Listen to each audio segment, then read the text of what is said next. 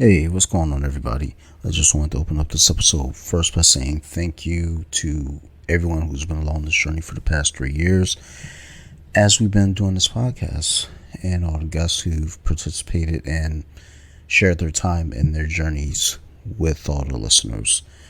I just want to give this intro because I sat down for my usual 3-year anniversary episode with my teammate Mark, and this episode went a little bit longer than I like to just put out for an episode. It went for about 3 hours and 15 minutes, so I had to break the episode up. So it gets a little weird at the end for, those reasons exactly. I just didn't do a proper send-off, so, we cut off at one point, and then I just kind of spliced the ending in there. Just wanted to kind of put it out there because it's a little obvious, but I don't want you all to think, oh, this guy's just sloppy, he doesn't know what he's doing, even though that may very well be the case. I at least like to let you guys know. So just want to open up the episode, give you all kind of a heads up, and we'll go ahead and get on with it. Welcome to the show.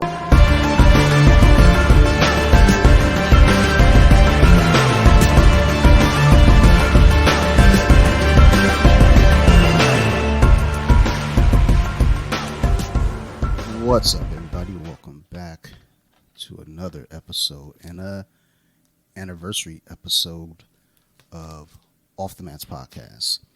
So 3 years ago, just on some random bullshit, I was like, man, I think I want to do a podcast because COVID and everything. So, couldn't really see friends, couldn't hang out with nobody. So I was trying to figure out ways to kind of stay involved, like just with people around me. And so I do a podcast, and I was okay with doing it remote. I was okay with doing some episodes in person with certain guests, just playing by the rules at the time. But when I started this podcast, the first guest that I had on was one of my teammates, because we're both very, very much in the same boat. I was like, I don't want to go out nowhere anyway. Like, fuck is all this? So fortunately, he agreed to do the podcast with me. And if you ever go back to listen to episode 1, I do apologize. The sound quality is really bad because even though I had the equipment, we, for some reason, used my phone to fucking record.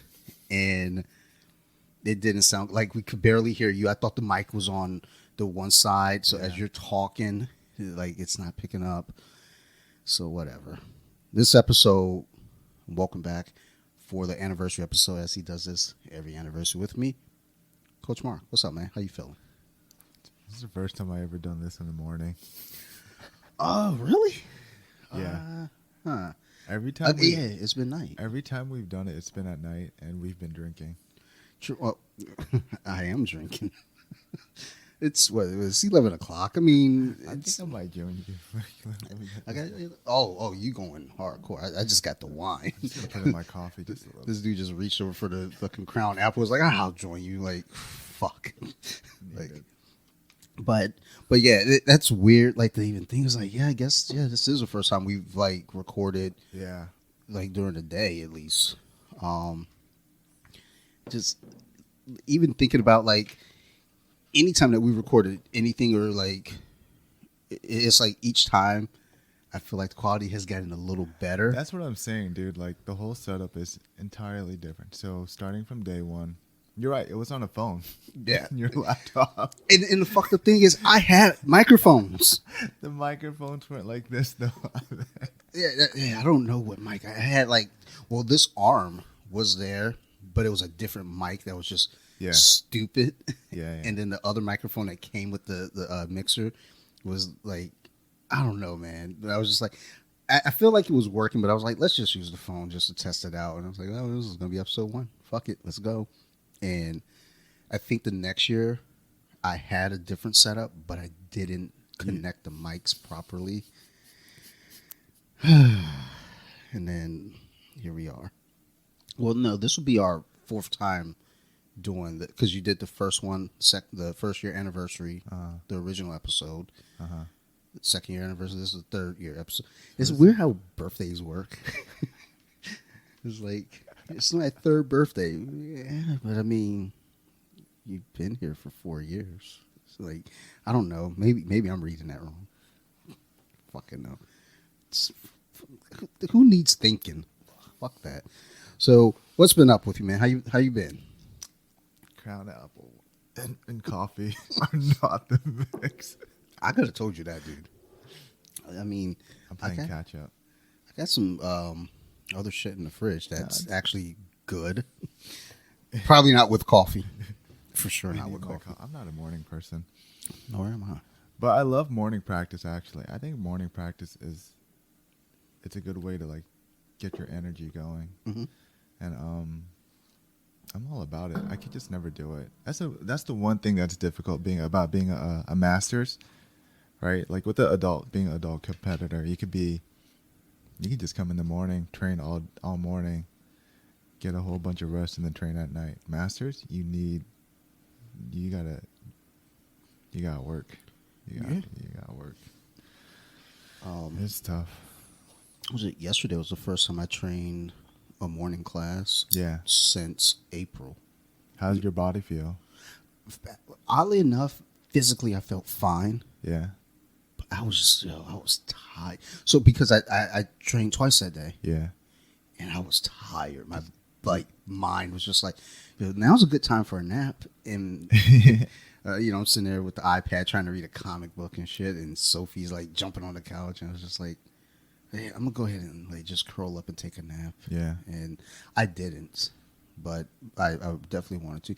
For some reason, I was up to 3:30 a.m. Watching documentaries. Like, you find a good documentary at 2 a.m.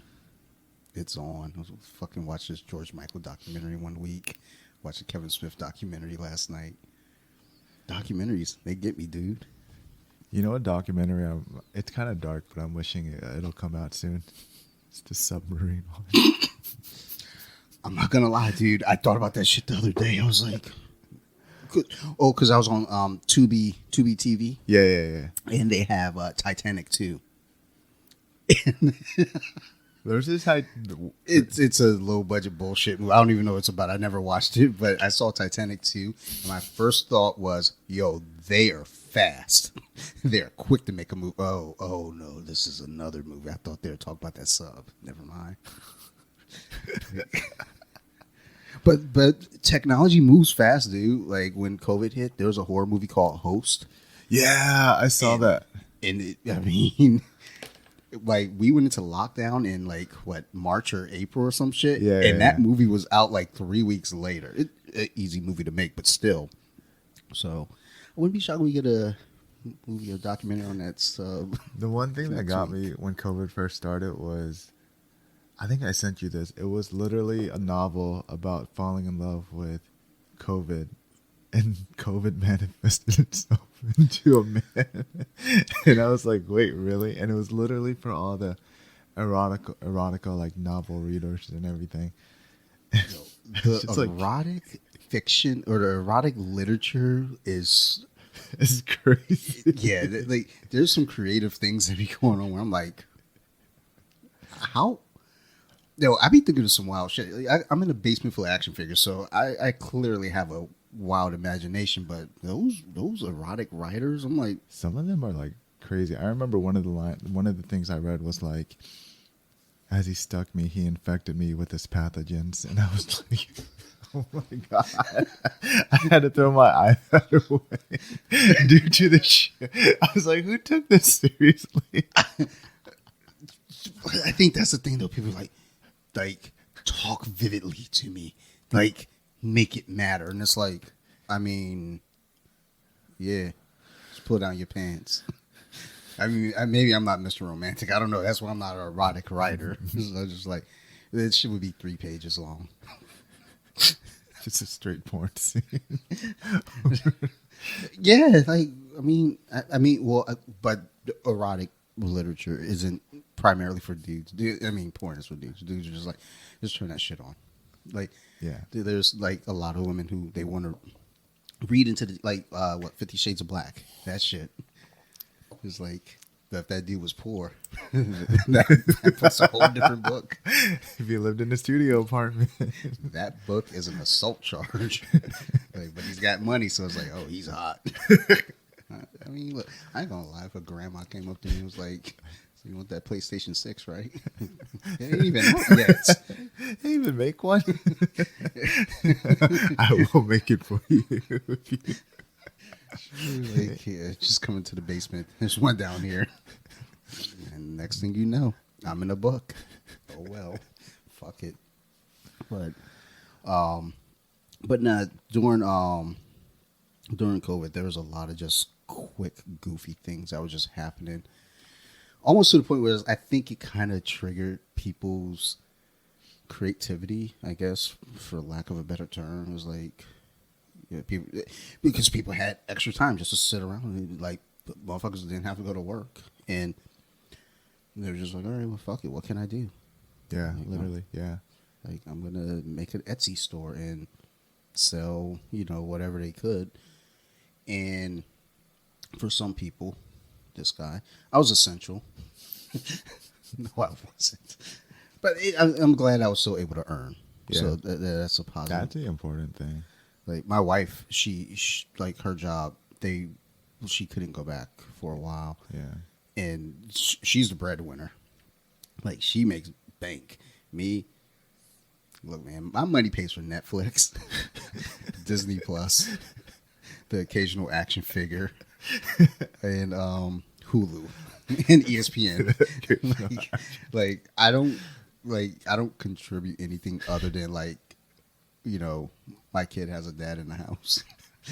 She's like, Dad, let's play action figures and dolls. I'm like, yeah, good parenting. It's like, I don't like whatever money I make does nothing. It's like sometimes I take her out to the comic shop. I was like, hey, let's go get some penny candy.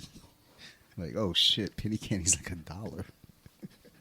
But yeah, my wife couldn't work. So fortunately though, she's really good with money. So she had all this money like stashed away. Yeah, yeah. And we were able to survive. But also during that, our AC stopped working. The ceiling collapsed because of the pipes bursting. We had an ant infestation. Oh, and the transmission on my car fucking just died. Yeah, like the basement flood too, or something like that. Yeah, like, it's because of that, right? Yep. Yeah, I remember. The AC was a huge issue. Yeah, it's funny because wasn't that summer? Yeah, and you thought things was gonna like mold up and everything. Plus I was there for that. I was concerned, but it was also this thing too in my mind because I've dealt with those conditions before, so I wasn't too worried about me. I was worried about the kid. Yeah, yeah. I was like, I can't let this kid overheat because I'm not sure that's good for children. I don't know. Yeah, them overheating while their bodies are developing. I don't fucking know, dude. I just feel like it's not a good thing. They're still young. I mean, she seems to be fine. She got a little bit of attitude. I don't know if it's from that, but during that time, it was just like the money that she had pocketed away. Yeah, ended up going to fix all that shit. And I was still making money, so it wasn't like we were dead in the water. But like I said, my money is like contribution money. My money is not like if my wife left me now, I'm definitely filing for her. Like I'm getting some alimony. I'm like, hey, I've grown accustomed to a certain lifestyle. 3 action figures per month. That's in the contract. At least 7 UFC pay-per-views per year. That's standard. And I'm okay with an efficiency or a studio apartment. I don't care. I'm not greedy. But those action figures need to stay on the record. Yeah, you got some new stuff. I didn't see this whole like Wakanda Forever setup. So I keep moving it.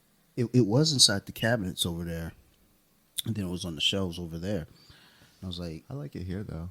Yeah, I need to get another picture behind it though, because I had my Justice League there. Yeah, that's why I have this Batman and then the Wonder Woman and then the Harley and the Superman. And speaking of Wonder Woman, I made the mistake of watching that movie again. The first one? Yeah. The first one, it's like I want to love it, but it's slow. It's bad. It's bad. I like the stuff in Themyscira, dude. If the that movie was all that, I'd watch the movie all the time. I think that was I've great. watched it 3 times. just trying to force myself to love it. It's when she left where it went downhill for me, and then it became a whole fan service movie from there. Right? Like all they did was capture her great angles and then her cheesy lines and her like profile view whenever she would like become heroic and everything. And I was like, how does this has anything to do with the movie? Oh, have you seen the second one? Why does Ares have a pedal stash? Like, I don't understand. I think that was part of his power. Come here, little kid. Did you see the second one? Yeah. Oh, jeez. I'm sorry. The thing is, like, I like that that villain too. What's her name? Chitara? No. Yeah. Is it? No. That's not a Thundercats. Cheetah. It's just Cheetah. Just Cheetah. Yeah. I think actually they did a good job with her in terms of like that transformation. Yeah. That was really cool. Like that movie had elements that I enjoy. I think whenever we do movies now that are period pieces for our childhood, like the 80s and the 90s, the thing that makes me the angriest is the constant overuse of music to remind us of the decade that we're in. What did I just watch recently? I know what you mean, and I hate some of the music we have now. Well, like in Captain Marvel, they constantly had to play music from the 90s to remind us that we're in the 90s. Like, you don't need to remind me. Yeah. I'm fine. There was something I just fucking... Oh, Transformers. Oh, yeah, you saw the Beast Wars one. Yeah. It's set in 94. And constantly, don't get me wrong, the hip-hop in 94, I'm in. I love it. But you don't have to find, like, convenient scenes to play 90s hip-hop for me. Yeah. It wasn't necessary. And I don't know. At least for that one, they had some deep cuts. Whereas, like, Captain Marvel, they legit... It was just like, let's take the hits. They probably found now this is music CD and just put it in and say, just let it run. Yes, no doubt. Like, and I like No Doubt, but it's like during one of the fight scenes, Captain Marvel and Annette Bennett's character, they played Just a Girl, and it's like, oh, for fuck's sake, dude. Just like, throw it in there. She's got a Nine Inch Nails shirt on, but no Nine Inch Nails songs were in there. It's like, not one, not the one. Okay, I got it. I understand why they wouldn't put it in there, but still, come on, dude, grow up. So. And that was my gripe with Wonder Woman 84 is it wasn't the music, but it was just like they kept doing things to kind of remind you that you're in 1984. Like all it takes is like one thing, maybe another one, a third of the way through. I feel like they might make a huge change though, because you saw Guardians? Did you see the latest one? Not yet. I'm waiting for it to be free on Disney Plus. But I paid to see Transformers. But I mean, like they tried to censor some of these, like these lyrics and stuff. But like the language filter in Guardians 3, it's being like out there now. Well, I mean, Deadpool 3. I mean, Deadpool in itself. I think they're just taking a new direction now, and I kind of like it because it's more to our humor, and it's not just, pertaining to like the kids now. So I think there can be an existence between the two, where like Guardians, I think Guardians was a good balance. The latest one, I will tell you that. Deadpool is funny because when the first Deadpool came out, there's this mom saying, I think you guys should make a PG-13 version so my kid could see it, or maybe your kid's favorite character shouldn't be a mercenary. That's just anti-hero. I feel like there's some other steps that should be taken first. You should talk to your kid first of all. Yeah, no shit. Like, Mom, this is my favorite character. So what's he do? He shoots people in the face. Literally. Okay. And dismembers himself. Like, what else? Well, he like grabs his balls sometimes. Okay. Anything else? He has a sword. He has a moral compass. Like, okay, that's good. All right, then this could be your favorite character. I watched Logan for the first time. Really? Yeah. Okay, tell me your thoughts, because I really like that movie. Okay, so as a movie, fucking gold. Yes. It was great. As an I think X-Men movie. I think as an X-Men movie, I think it was fine. I think there Yeah. was a lot to like about the movie. Here's my issue. Because that's what people tune in for. They Yeah. tune in to hear Dante's complaint about comic book movies. Is that if you listen to this and Colompton, my bad, you're about to get the double whammy. So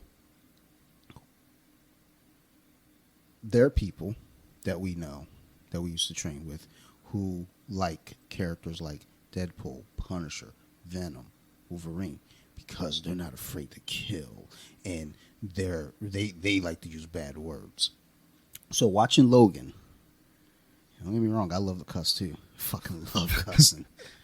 But it almost felt like there was just dropping F-bombs just for the sake of dropping F-bombs.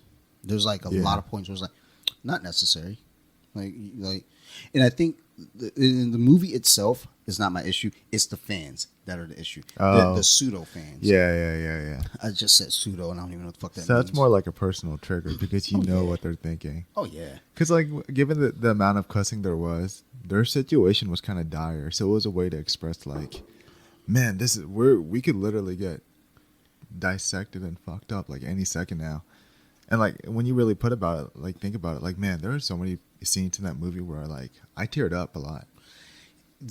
So there was a big chunk of emotion. Yeah. Movie where because you could feel their loss and you could feel like they're like mutants as a society is like literally dying.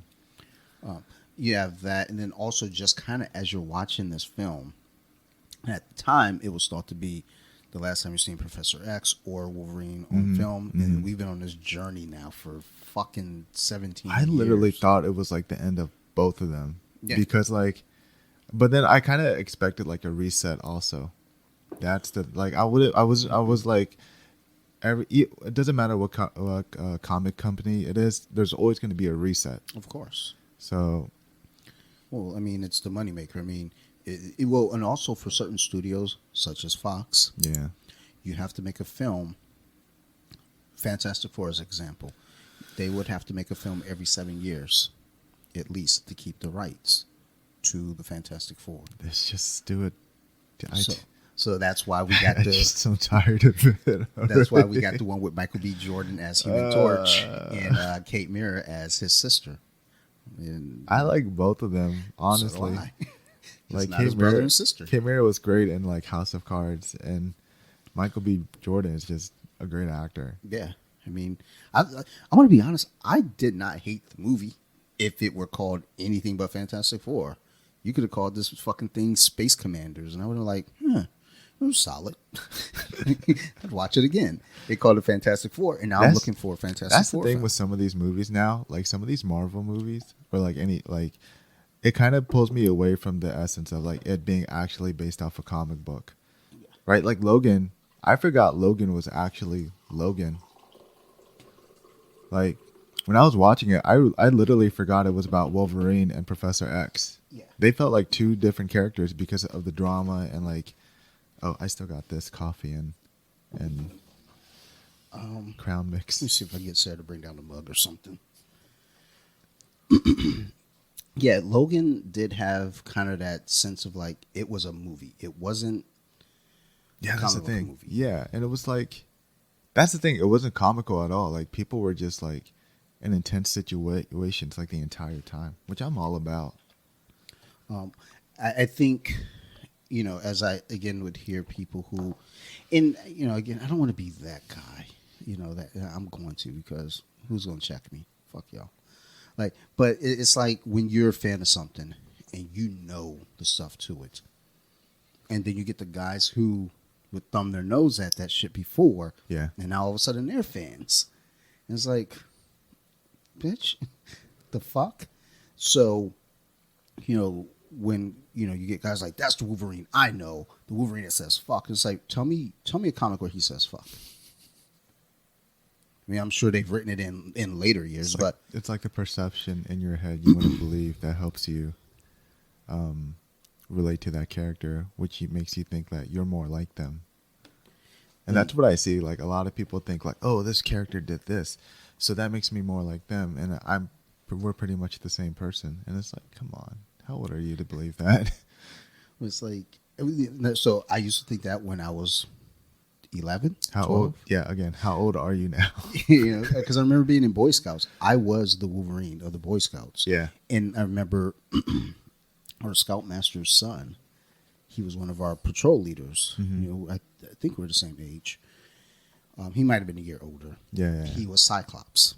He was the leader. He was the goody two shoes. He was, you know, he was a cunt. Yeah. And I remember I would spend plenty of like meetings just like undermining him and just rolling my eyes at him and threatening him. And then there was one time I went on a camp out and I nearly got frostbite and fucking got my foot cut off and everything. It was a nightmare. Yeah. So the next camp out, thank you. The next camp out, because we did a camp out every month. Mm-hmm. The next one, I decided not to go to. Because they never went on camp outs in December, February, and March. They just didn't. It was too cold.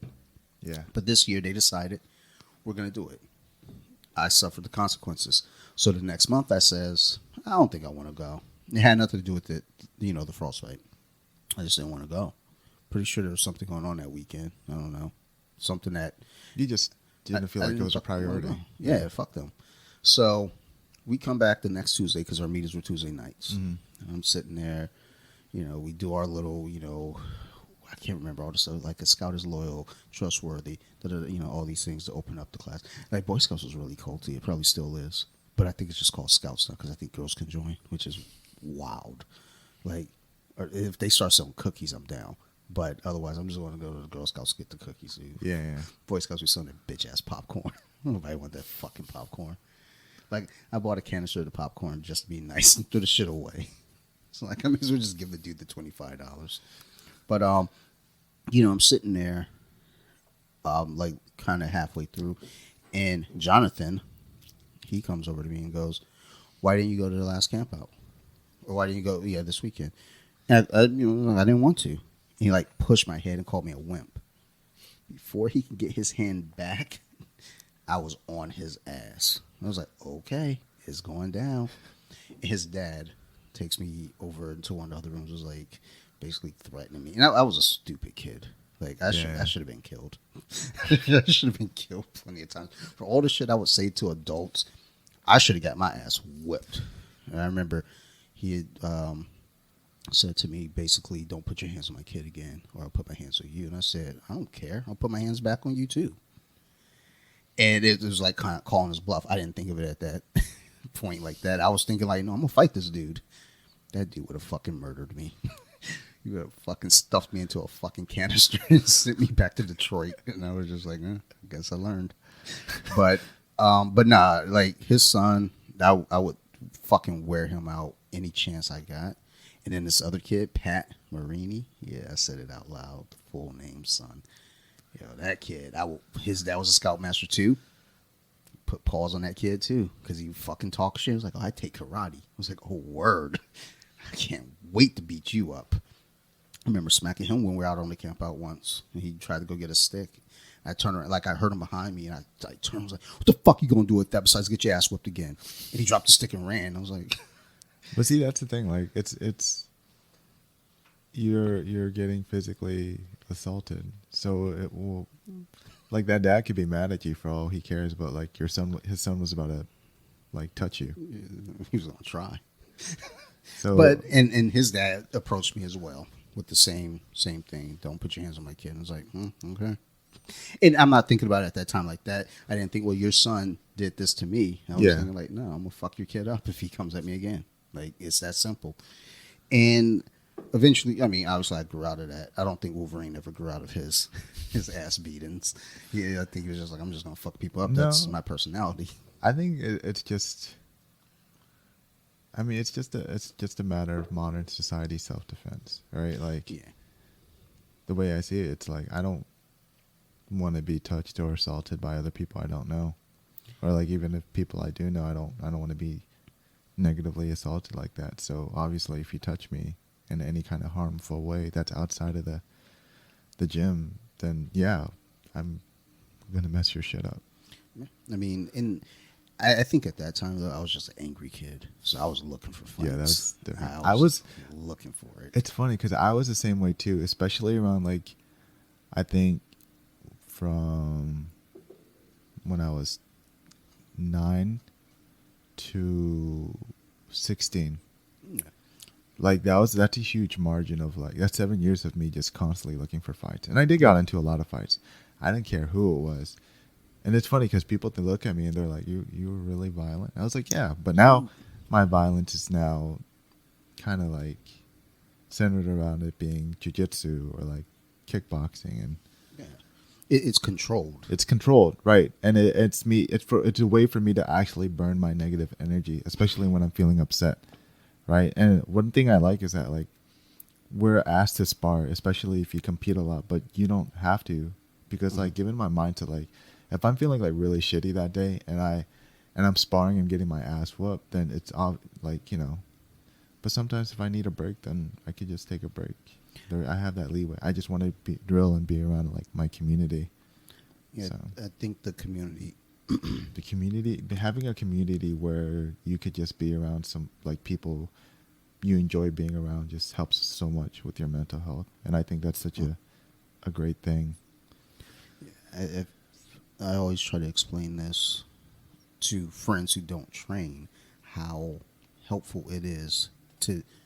And granted, I know these friends, like, we have different interests in this sense. Yeah. Where, again, I think part of like yourself and I, that same time window was the same for me, 9 to 16, maybe a little older. Yeah. But it started to die down around 16, 17. But there's always violence. Yeah. And then to find somewhere where you can channel that Yeah. in a constructive way, but also be around people who aren't necessarily like violent in the sense of how you grew up, but like they get it.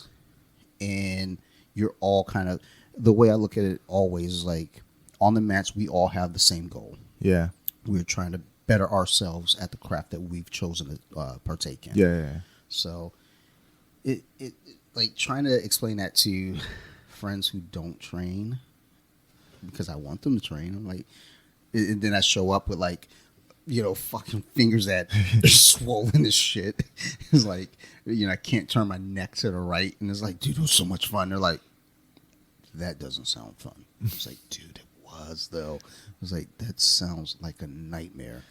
My thing is like everyone has some sort of rush, right? And for me, like that gives them that, like, I don't know the science behind it. I'm gonna say that dopamine. Is it dopamine? That like that's what. So when I compete and when I train, it's like a dopamine boost, and I'm just like, I get that rush where I'm just like, man, I really enjoy this shit, even though I'm getting my ass beat. Like again, I told you, I was telling you, what was it, last night? I was literally sparring Oscar for like professional purple belt, like beating my ass for 1 whole hour. But it was like, it helped me burn some energy. It helped me like kind of also like own what I'm gonna do, what I want to do, and what I want to work on and stuff like that. And yeah, I got my ass whooped, but it felt great. It felt like, I got some shit out of my system. I got to see what he does in terms of like what I need to do. So I had a great time getting my ass kicked. And that's what I was just thinking too. I mean, in all of that too, you're learning, you're absorbing. I get into those same ruts where it's like I could just be rolling with somebody and I'm getting the shit kicked out of me, and I'm just like, you know what? It's okay, because I always think of it as being humbled. Yeah, because there's some days still as an adult I have a shitty attitude sometimes, so I know I need to go train because I got to get humbled. I need to go in, and if I don't get humbled, at the very least, I know I'm getting that energy out. Yeah. But if I happen to run into, let's say, like an Epps who's gonna fucking do some goofy shit, and I'm just like, fuck, I don't know what you're doing. Just fucking stop. Or a big ass dude, like, or bear, like, just fucking those guys around. And I'm like, those guys are big. They're like huge now, especially Epps because he's on like TRT and stuff. But like, why are y'all playing Squid Guard?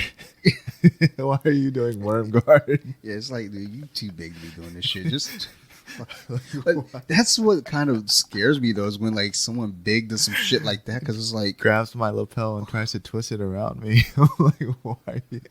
You're like 220 pounds. it's like 240. Like, what are you doing with Squid Guard? I like my savages the old school way. When you're big and you just pick me up like a child, just do that. Just pick me up like a baby and like set me down somewhere. Don't fucking grab my lapel and then fucking invert underneath me. It's like, you Try to invert fuck. not only leg weave, but also pass it in between my legs. I'm like, why? And then I'm just like, as it's happening, I'm like, Yeah, I respect it though. I Yeah. really do. yeah, I mean, because guess what? I can't do it. I can work to it, but eventually, like yesterday working with Mahoney, there was something he wanted me to do. I had to swing my leg over. I was Was it like, like that. long stepping or? No. It was like, long step, and I feel like I got that under control. Like I can't. I'd have to show you, or I actually took a video. I'll show you the video after. But he's like, okay, now you just got to bring your leg around. I was like, that's not gonna happen. And I did it a few times, and he was like, yes. I kind of yes. want to see this video now. He was like, yes, that's it. Because I kept falling over. It was like, that's it. That's exactly it. I was like, yeah, but you weren't falling over when you did it to me. Like, I'm falling over, and I don't think that's right. He was like, and we did talk about kind of one of my issues as well with jiu-jitsu is the perfection of it. It's Yeah. like, I want it to look like this. It's like, it doesn't need to look like this. It just needs to work. Like if you get there, Yeah, and yeah. it doesn't look perfect, but it's still I think effective. that's such a common thing for everyone who starts practicing, is that like when you're drilling and when you see it in class, it's done like a certain way. It has to be like your control points have to be put a certain way. But it's not in competition. It's not always going to be that way, or in sparring, it's not always going to be that. You want it to be close to those control points as much as possible, but everyone's going to react different. Everyone's going to be scrambling different. Everyone is just going to be different in general, and like maybe their fuck up might be to what you want like to perfect. It's just going to fuck you up even more. And yeah, and I think that's I think people need to realize, like, as long as you get to that position and get over it, and it works. It works. Yeah, I mean, it was kind of a point of, it's not necessary for me to go for it, but it's like, this is here. This is the next chapter. Yeah. But if you can't do that, I mean, you still have full control. You're Yeah. still in the driver's seat. But like, this is the next stage of the evolution. You can do this, or you can just fucking win it from here. I was like, okay, I get it. But my big ass, like my non-flexible legs, ain't doing that. And it's not even a matter. Well, he did point out, okay, your lack of flexibility probably won't let you do it. And it's like, as I see him do it, it's like, I don't know if that's a flexibility thing. I think it's just a matter of like looking at the control points, and Yeah. then looking at, because I kept trying to keep my one leg down. Yeah. And when he did it, he brought his leg up. And I was like, I feel like I don't have control if I bring my leg up, though. Yeah.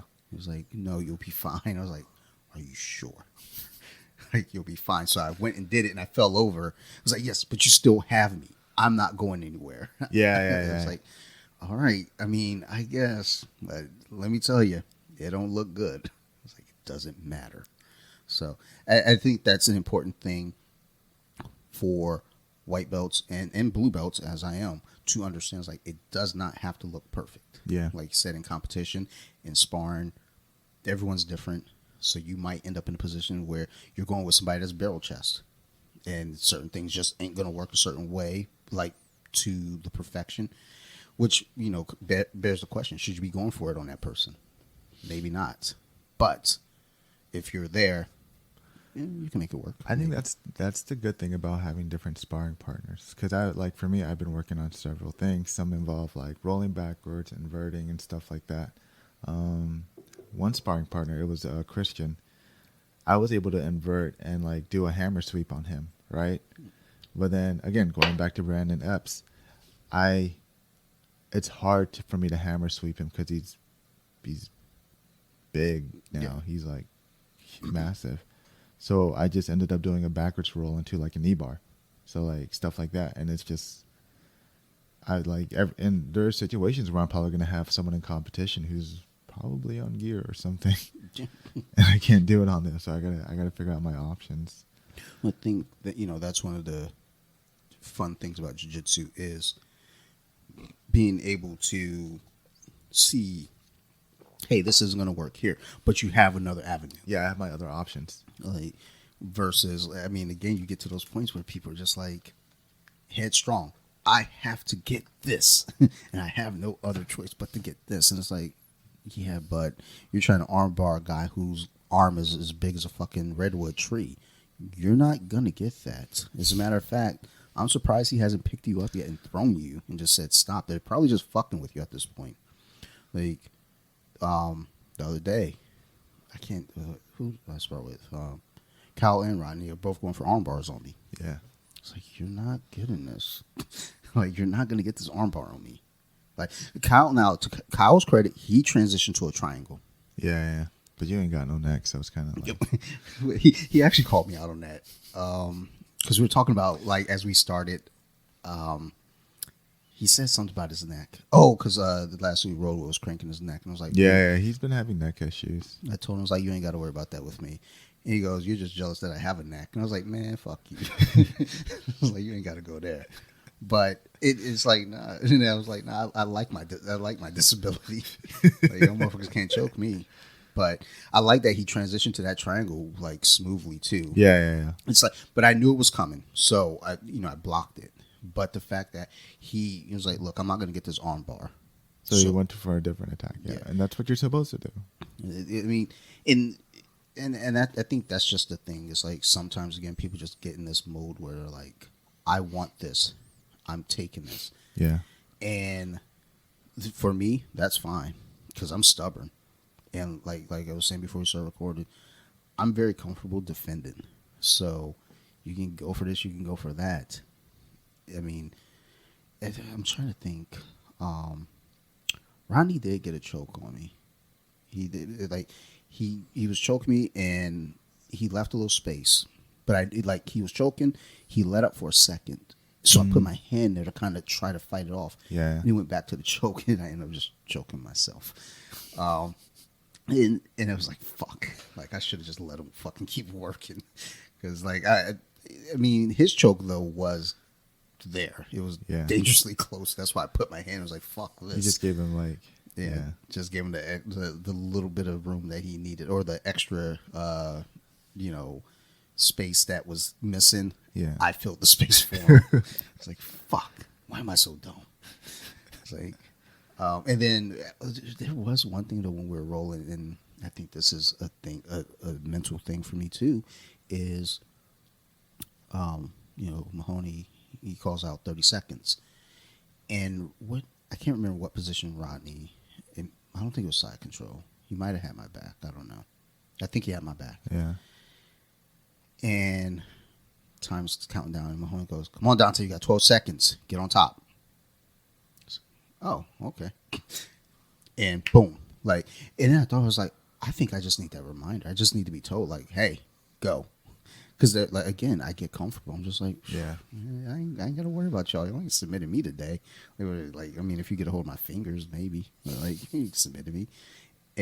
But I'll if we're, like, doing points, if we're, like, IBJJF or something, I'm losing 45-0.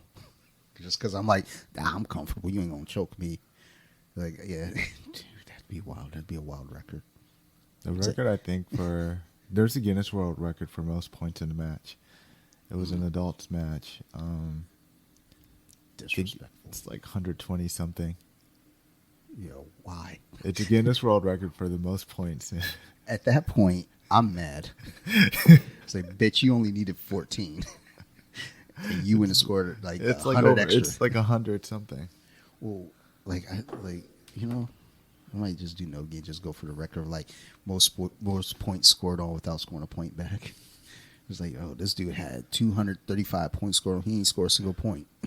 And that's between 8 matches. But I don't know, I think I need that, reminder in my own head. Like, go, Like I need to talk to, because I used to do that. I used to like keep track of points while rolling, Yeah. and then I just stopped. I was like, I don't want to do that. I don't like, because there'll be certain people I call the points out to them. I'm not gonna say names, but there's certain people I would just call the points out so they know. It's like I'm fucking you up right now, and then and I would call their points out too though. If they got their points, I let them know. Okay, you got points there, but I get my points back. Fuck them. Like I was a shitty partner in the beginning. Like I'm much better now. It's like now it's like, you know, before I can't remember what the competition where Baird injured his knee. Pants. Well, it was Pants. Yeah. The week before that, we were training, and you know, Keith was basically like, "Look, everybody pair up and just, you know, work on some stuff." And Baird was like, "You know, what do you want to work on?" I was like, "Well, dude, you're getting ready for a competition, so what do you need to work on? What do you want to work on? Just tell me where you need me." Mm-hmm. And that's when he started doing all the squid guard shit. I was like, "The fuck, dude." But you know, but that's just how I think, because I'm not competing. So it's like, well, yes, I do need to get my reps in too. But it's like, look, your situation is more dire. Yeah. You got a competition coming up this week, so let's get your reps in. You know, I'll get mine back on the return.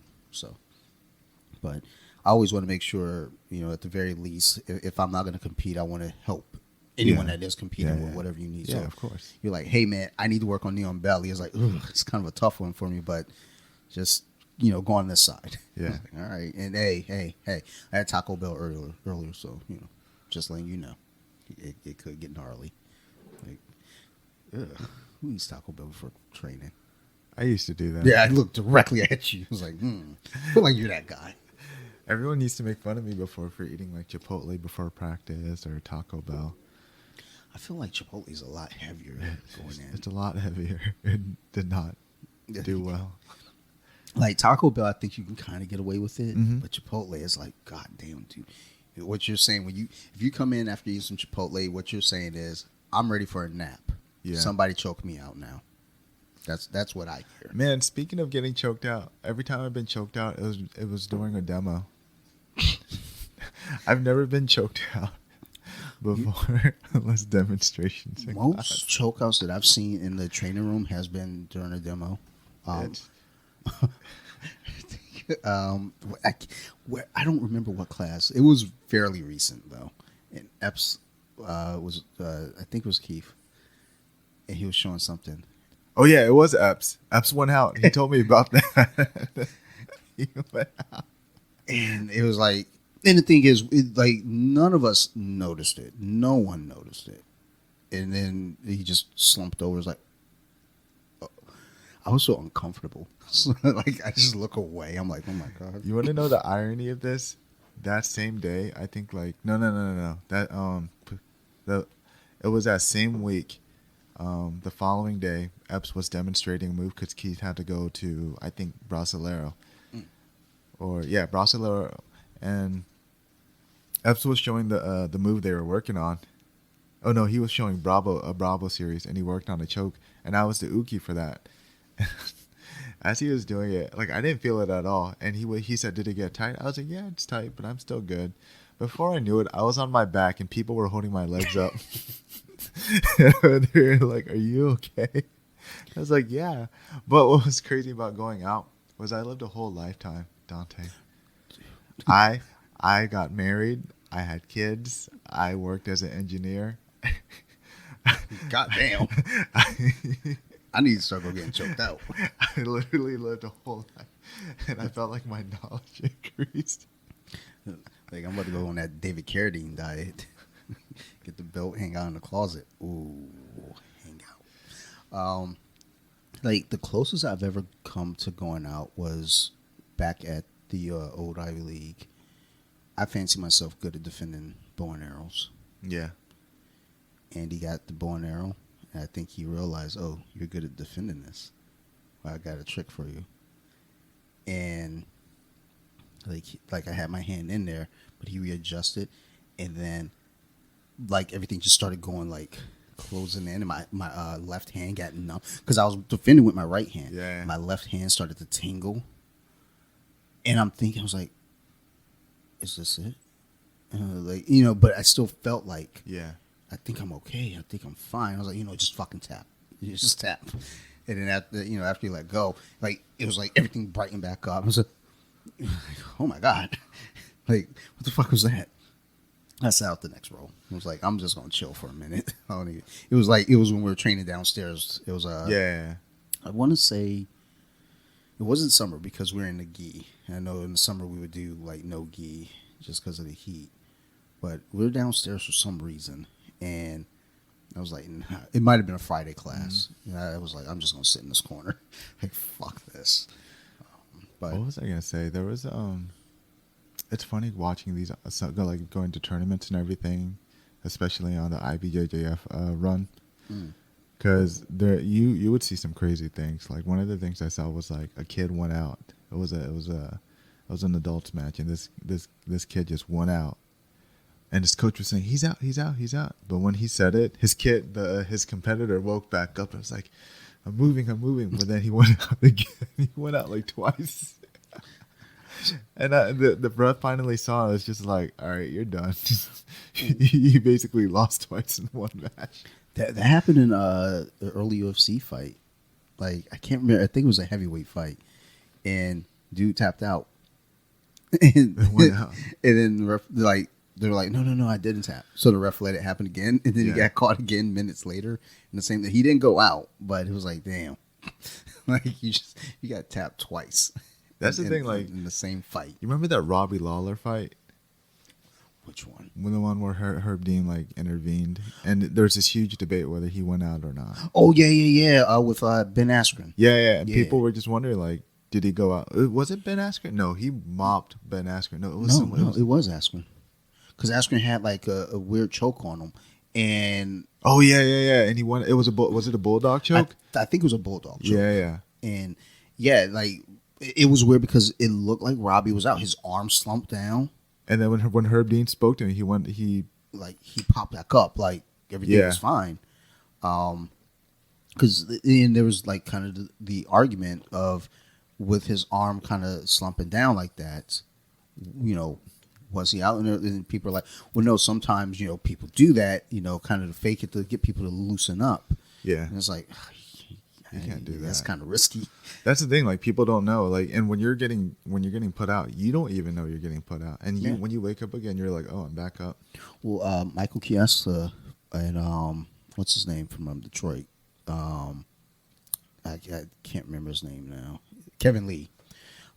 Same thing happened. Kevin Lee had a rear naked choke on Michael Chiesa, and I don't think Chiesa tapped, but it looked like he slumped. Yeah. And then he hopped. I was like, no, I was not out. And I was like, you look like you might have been out, but it could have been the same thing. So, I don't know, man. It's like, look, just keep the fight going until they tap or they pee themselves. I don't know. Like, speaking of pee themselves, never mind.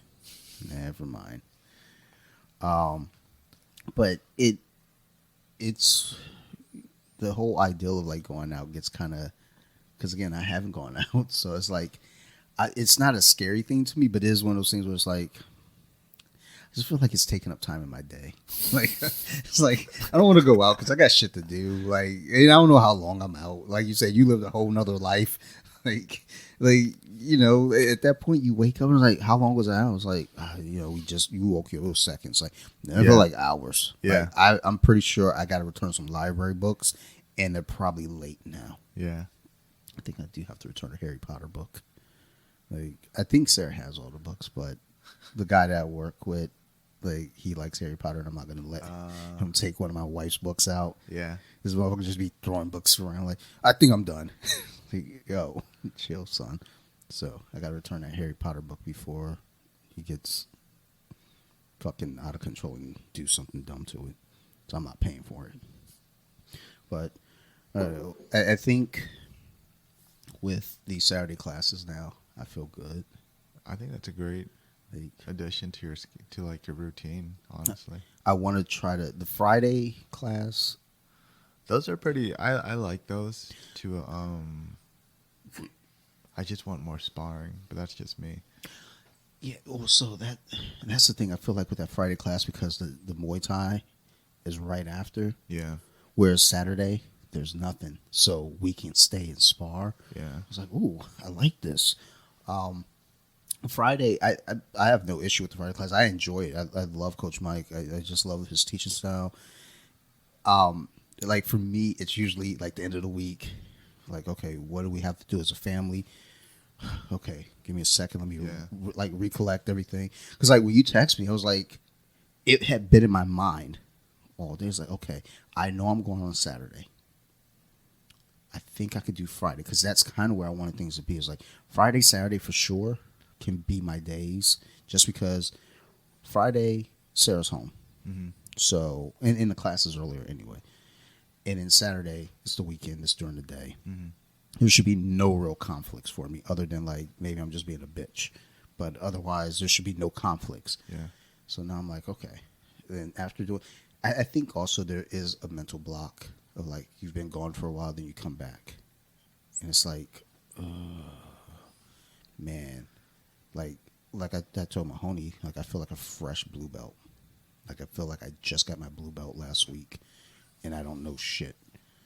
Although I did well enough rolling yesterday. Yeah. But I think that's part instinct though. Yeah. I don't think that's a lot of like, this is what you've learned, this is your skill.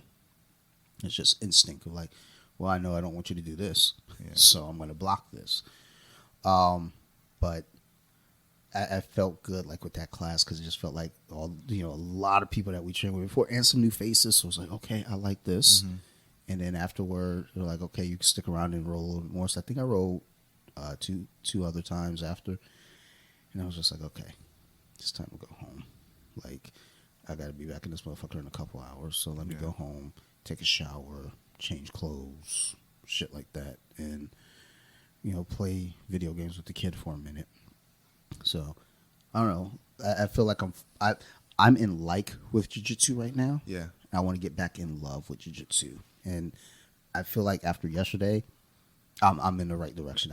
I felt good. Yeah. Like I'm not like sore or anything to that point where I'm like, ugh, my body hurts. But sometimes it's that hurt is a good hurt, but I don't even have that. I feel like my body it feels like it's been. I just think you need active. that schedule again.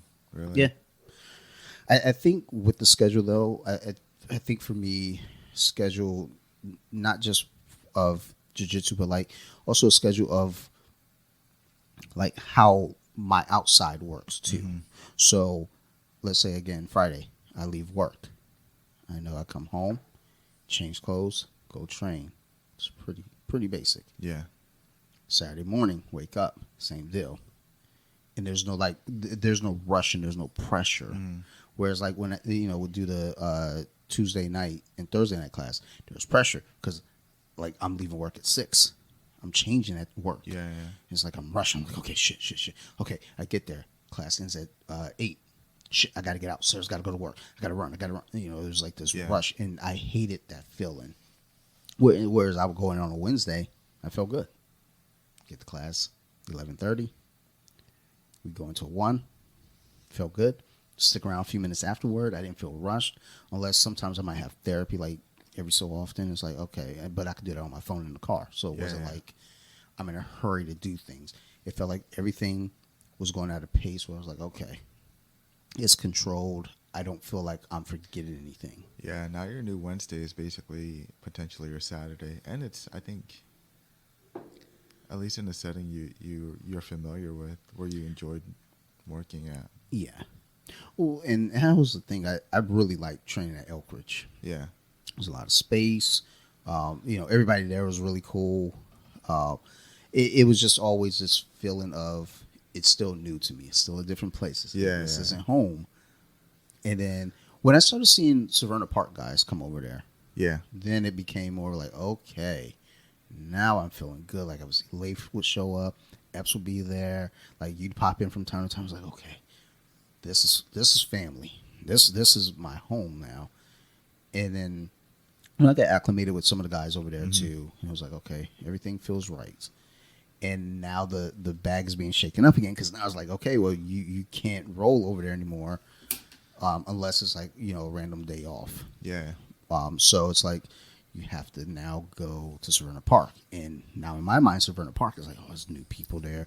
Fuck, I gotta get acclimated again. And not only that, it's like you got all these new faces, and they see, oh, who's this new guy? Yeah. Like, bitch, I'm not one of your little fucking friends. It's so crazy because like sometimes I think about our experience back when, before Crazy 8, Severna Park was Ivy League, and we had two areas, obviously the basement and the middle floor, and it's so much different now versus back then, and they both have their ups and downs in terms of like community, right? Because I'm used to the community where like in the kickboxing area, everyone is there for like fitness or is there to compete, and it's also like there are familiar faces where it was pretty happy to be around those people. Yeah. But then like again, I'm getting that same sense from this new community that I've developed at Crazy 88. Except this community now is, in my opinion, is more competition based, right? Like I was talking with Oscar, like we were training. I was like, hey man, are you gonna do a Masters World? And I was like, it depends on this like new job I might get, right? Or like it depends on my schedule and stuff like that. And he was like, man, I thought you were gonna try to be a purple belt. And I was like, fuck, you're right. Well, yeah, there's the push. And like I could like if you know Oscar, he's very blunt. He's not afraid to say what he says. But he's like, to be honest, like he's also one of like my biggest like pushers on our team, right? He's always like, man, why are you doing this? What, it comes out negative, but as a teammate, like I know 100% like he cares about like my growth, which is really cool, and I appreciate that. But then going back to Ivy League, it was like the push for competition and the push for just enjoying the community are two separate things, like two definitely separate things. Well, I know there was a period there where there was kind of a small push for competition, but the guys didn't want to do it. Like, like local things, even bigger things. Because, there are a few guys that they're like, I'm not traveling to go compete. Yeah. And it's like, and that, when you look at like Elkridge, well, even now, 88 at Severna Park now, you got guys that will say, okay, I'll go to Cincinnati to travel. I don't know why anybody wants to go to Cincinnati, but whatever. Just go to Cincinnati, get shot. It's fine. But it's like, I'll go to Cincinnati to, compete. I'll go to, Raleigh to, compete. Yeah. I'll go to, fucking heaven forbid, Detroit to compete. But, you have these guys that they're just looking to build on their knowledge. Yeah. And that's not to say those other guys weren't looking to build, but there's kind of a complacency there. That it's like, well, look, we're training here. And that could be, kind of a part of just this idea. Like, look, I'm just training jiu-jitsu for whether it be mental health or just for, physical activity to do for the week or whatever. Whereas here, it's like, yes, that's all wrapped up here. But also there is the accolade of, I want to be the best. Yeah. I want to be better than I was yesterday. And the only way to get there is to go compete. Now, again, it's not for everyone. It's not for me. Yeah. But, for those that are, in that space, they're going to push you. They're going to cheer you on. Yeah. And that's what I always feel when I'm there, is this sense of like, they want you to do better. They want you to get better, no matter what that avenue may be, whether it be competing, whether it be showing up to more classes, whether it be staying for later classes. They want you to get better. And, at though Ivy League, I don't feel like that was not the case there, but I don't feel like it was pushed or emphasized as much. I agree with that entirely. And that's because I think there was a lack of true competitors. I think the only big competitor there ever was at Ivy League was Joe, right? Huggins. Mm-hmm. And but that was something he really wanted. That was his personal goal of, I wanted to be an MMA fighter. I want to fight in the UFC. And granted, like, everyone supported that goal, but then that was the issue too, was that the focus was around Joe, but then you still had other guys who wanted to compete too. Yeah. Yep. Right. And then the attention, it's hard to really, what's hard is that it's a small team. It was a small gym, right? It's not like it's not a big competition gym, honestly, if I were to really be blunt about it. Like maybe the kids compete it, right? They'll do like Yeah, the Pants Kids, Yeah. right? But that's just the kids and Joe, right? And maybe he had other guys who wanted to compete too. But then there's also that like the mental drawback of what happens after they lose, or how will they bounce back, and then if that whole thing shatters, the whole community kind of shatters behind it. Yeah, I definitely felt that. Yeah, I think there's also a thing too where, as you say, if they lose, what happens? Kind of the blowback. yeah, Like with the bigger team, it's more of a just get back to it. yeah, yeah, yeah. Just get back to it, and it's not even like in it, like kind of like a quit being a bitch and get back to it, but more like let's go. Yeah. We just we're learning from that. Let's build on it. Whereas there, it's like that loss had more time to kind of sink in because it wasn't that push to say, come on, we got to get it back. We got to get it back. We got to get back on the mats. It was like, all right, you lost. What do we do now? Yeah. Whether it be the kids, whether it be, I'm trying to think. I think I went out to Grappling Industries with the kids when we moved to the new location, and coach there. And I think all the kids that I was cornering lost. And I just felt like, oh my God, dude. No, I had one win. But I don't count that. Because I was Finn. It was like, he's got this shit under control. Like he doesn't need me. Because Liam was like, hey, Finn's about to go now. Go corner him. I run over. He's already fucking choking the dude. I was like and then what I had, Epps' daughter, Mac, she had to move up in age. Oh yeah, I remember that. And the girl threw an omoplata on her. We'd never gone over omoplatas with our kids because she was younger. She was in a younger class. And I'm just sitting there like, oh my Lord. Like, they're probably going to kick me out. They're going to kick me out of the gym. Like, all my kids are losing. Like, every kid that I'm sitting here cornering, they're losing right now. And they're probably thinking, Dante, what fucking use are you? I think Dominic won. No, Dominic won. Yeah. Dominic won his match. And then I had to go to Philly and coach him. He was the only one that showed up. I was like, fuck. Like, he took silver. I was just like, Jesus Christ. Like, I was like, I don't know if I want to do this anymore. Actually, I love cornering. There are cases where I cornered people. I would have to fill in and corner people for some of the coaches. And I actually really enjoy it because everyone studies under the same system and they all know what they need to do. And if you train with the same amount of people, then you know what they want to do. Yeah. So that was really nice. I've never cornered a white belt yet.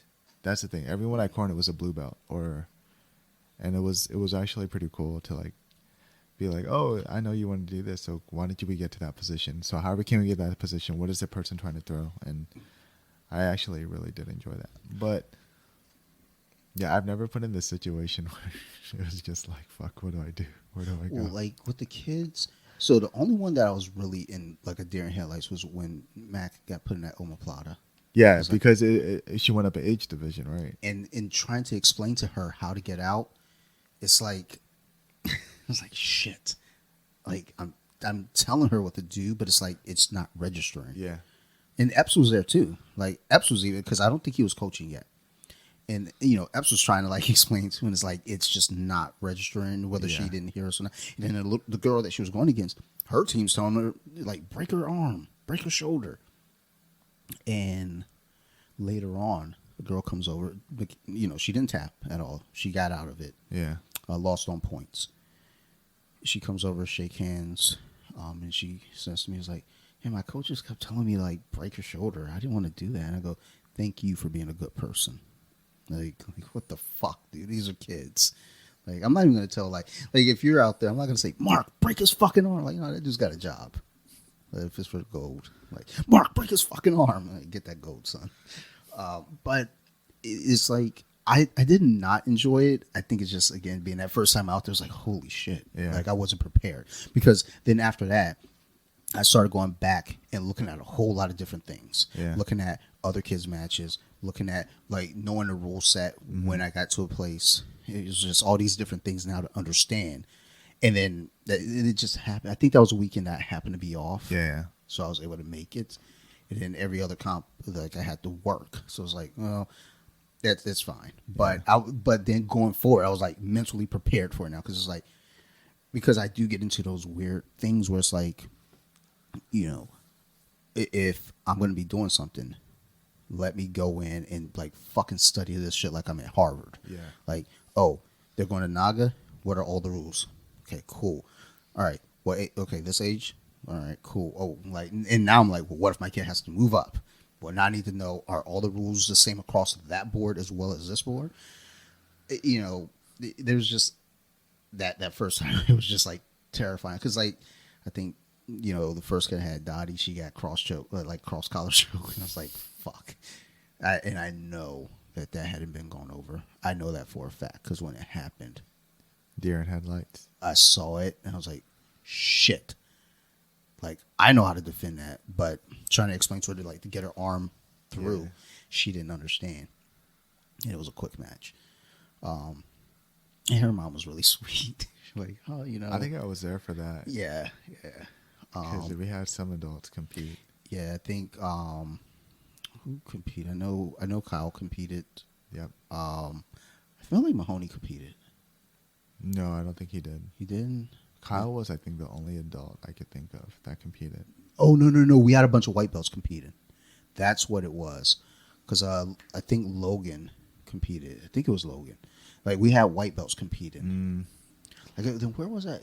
That Mahoney might have been like a different comp altogether, like No. way back. Yeah. But Mahoney did, I think. Yeah, I don't remember.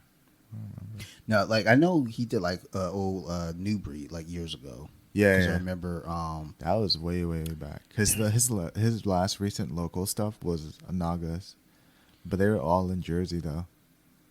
he was. It might have been New Breed because I remember I was recording. Mm-hmm. I don't think I was recording his match. I was recording someone else's match, but I'm watching his match. He did a cartwheel pass. And he comes over and says, "Did you get that on film?" Oh, like, I think that might. Yeah. I was filming this over here. Sorry, but yeah, that grappling industry. Yeah, it was primarily kids. And I know we had a lot of white belts competing that day. It was at least. I know there's two that I can think of off top.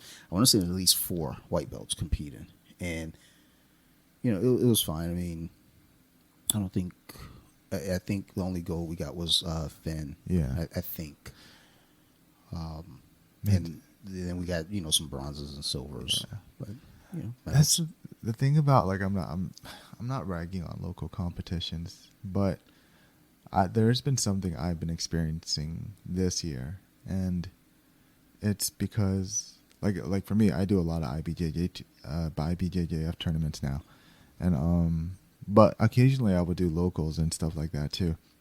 When I do locals now, they don't feel the same quality as IBJJF. IBJJF, you got guys coming in who travel around and compete all over the nation just to prepare for like majors, right? Like for me, like I do IBJJFs to prepare for like Pan Snogi, World Snogi, and like Pan IBJJF and Masters Worlds and stuff like that.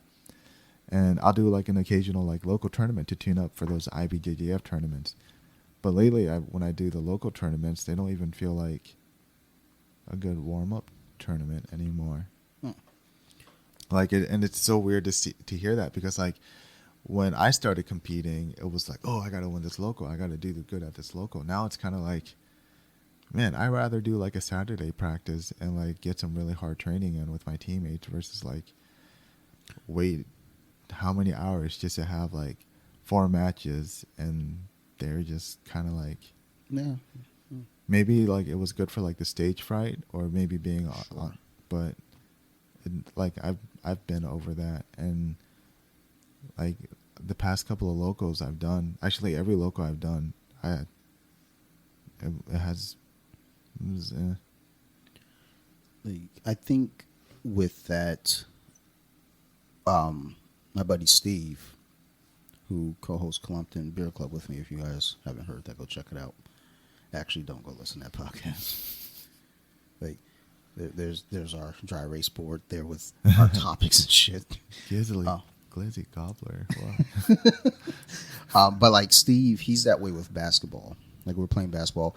If you make Steve cover somebody that's like not as good as him, like he drops off. Yeah. Like he starts playing shitty.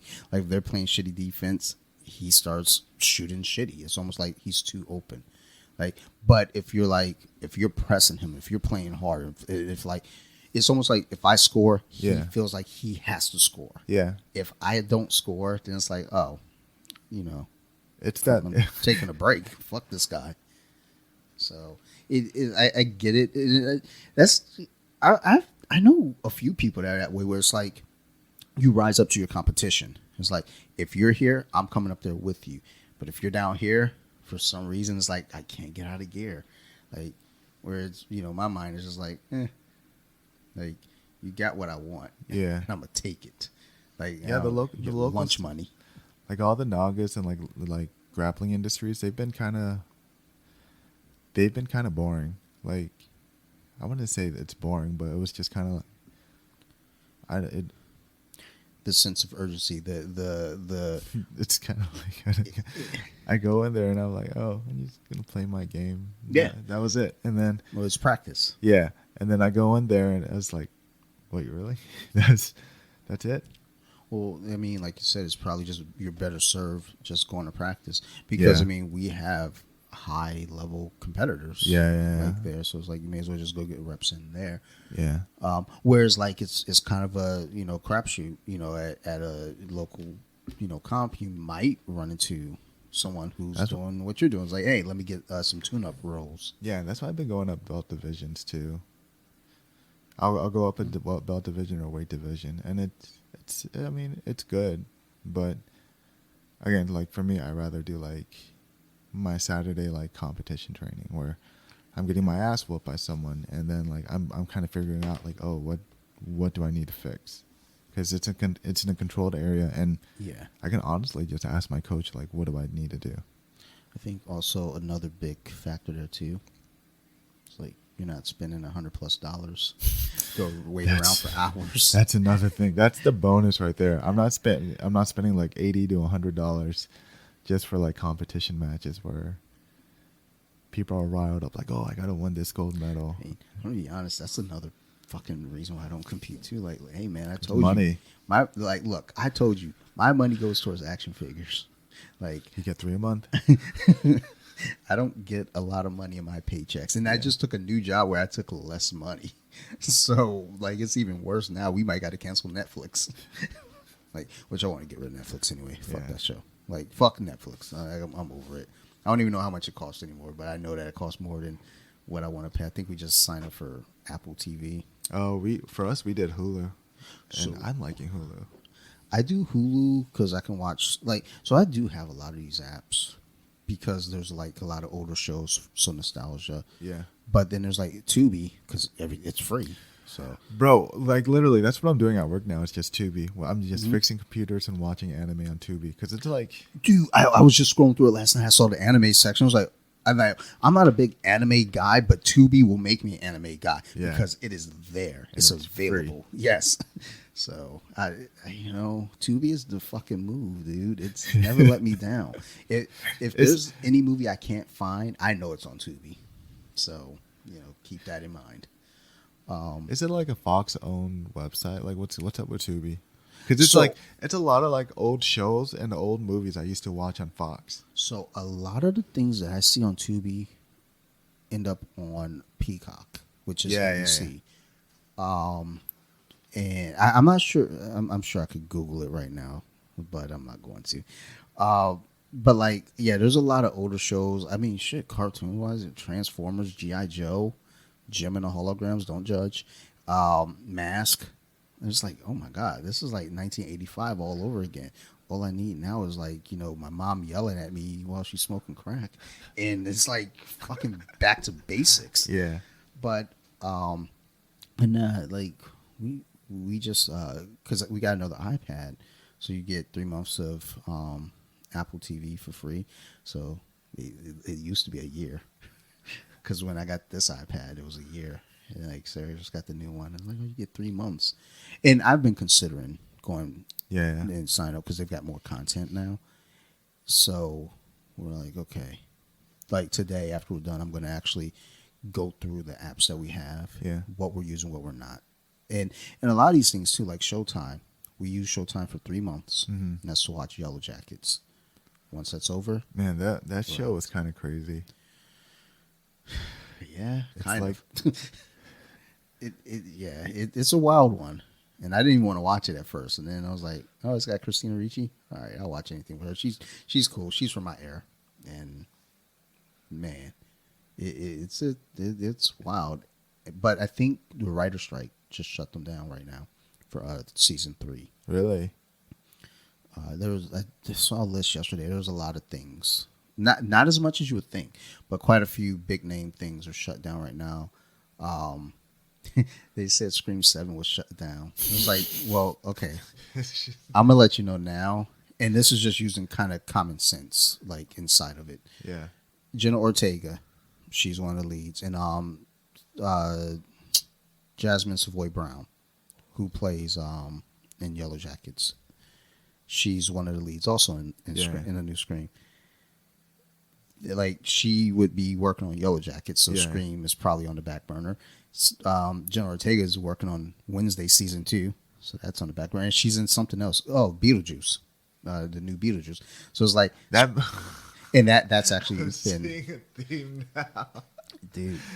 It's wild. She's basically a mini Christina Ricci. All over. Yeah, it's like so she I think was it 2022. She was in like 5 horror movies that year. It was like chill, save some shit for other people. Got some demons. Yeah, no shit. But she was in Iron Man 3, and so she has a lighter side too. It's a Christmas movie. Iron Man 3. Fuck that movie. Although they're trying to bring the extremists back from Iron Man 3 because in Secret Invasion, they're using I could see that being in there. Secret Invasion is actually pretty decent, dude. It's a slow burn, but it's building. I think episode 4 this week. They only do 6. There's some deaths that that you weren't expecting. It's like, oh, y'all just gonna do it that way. All right. Well, that's the thing. Like ever since that's what I'm saying. You got to watch Guardians 3 because they're doing some stuff. Guardians 3, I think, is like a good opener for like what to expect in terms of like the intensity of Marvel movies now. So I think Guardians 3 is kind of a outlier because you got to still think Marvel's is coming. Yeah. And I had my issues with Captain Marvel just because I feel like the movie wasn't. Captain Marvel's a fucking great character. Yeah. And they just mistreated that character and just say, here, just make an origin movie. Just rush it out because we got to get this out before Endgame. Yeah. It was like, or just treat the character with some fucking respect. That is a great character. That is a strong character, a great leader. And you kind of just... And I feel like they were trying to build that, but I guess Brie Larson said some shit and everybody got mad at her because you know how we are as a society now. I think she said something about not enough diversity at Disney, which is weird. I think she was like saying there's too many men, and all the dudes got mad at her, like "Fuck your movie. We're gonna still pay. It still made $1 billion, but your movie sucks," and it did kind of suck. But that's coming out, and just looking at the trailer, it looks fun, but it doesn't look threatening. It's just there's no consequences. Yeah. It looks fun, but I think it's all due to the other two. Like if you watch the other two, Ms. Marvel, I think it'll be a fun movie with just those 3. I don't know what the main villain's gonna be, but I like if you go off of what the action figures tell you, and sometimes this means nothing, but like. There's a Marvel's wave coming. It's got the 3 Captain Marvel, Ms. Marvel, and Photon. This has got 3 characters that have nothing to do with the movie. They're just comic book characters from the comics. And then the Build-A-Figure is Mark Ruffalo's Hulk. So I don't know what connection that may have. Now I at don't- in the She-Hulk, he did go. He was like, I gotta go handle some shit out intergalactically.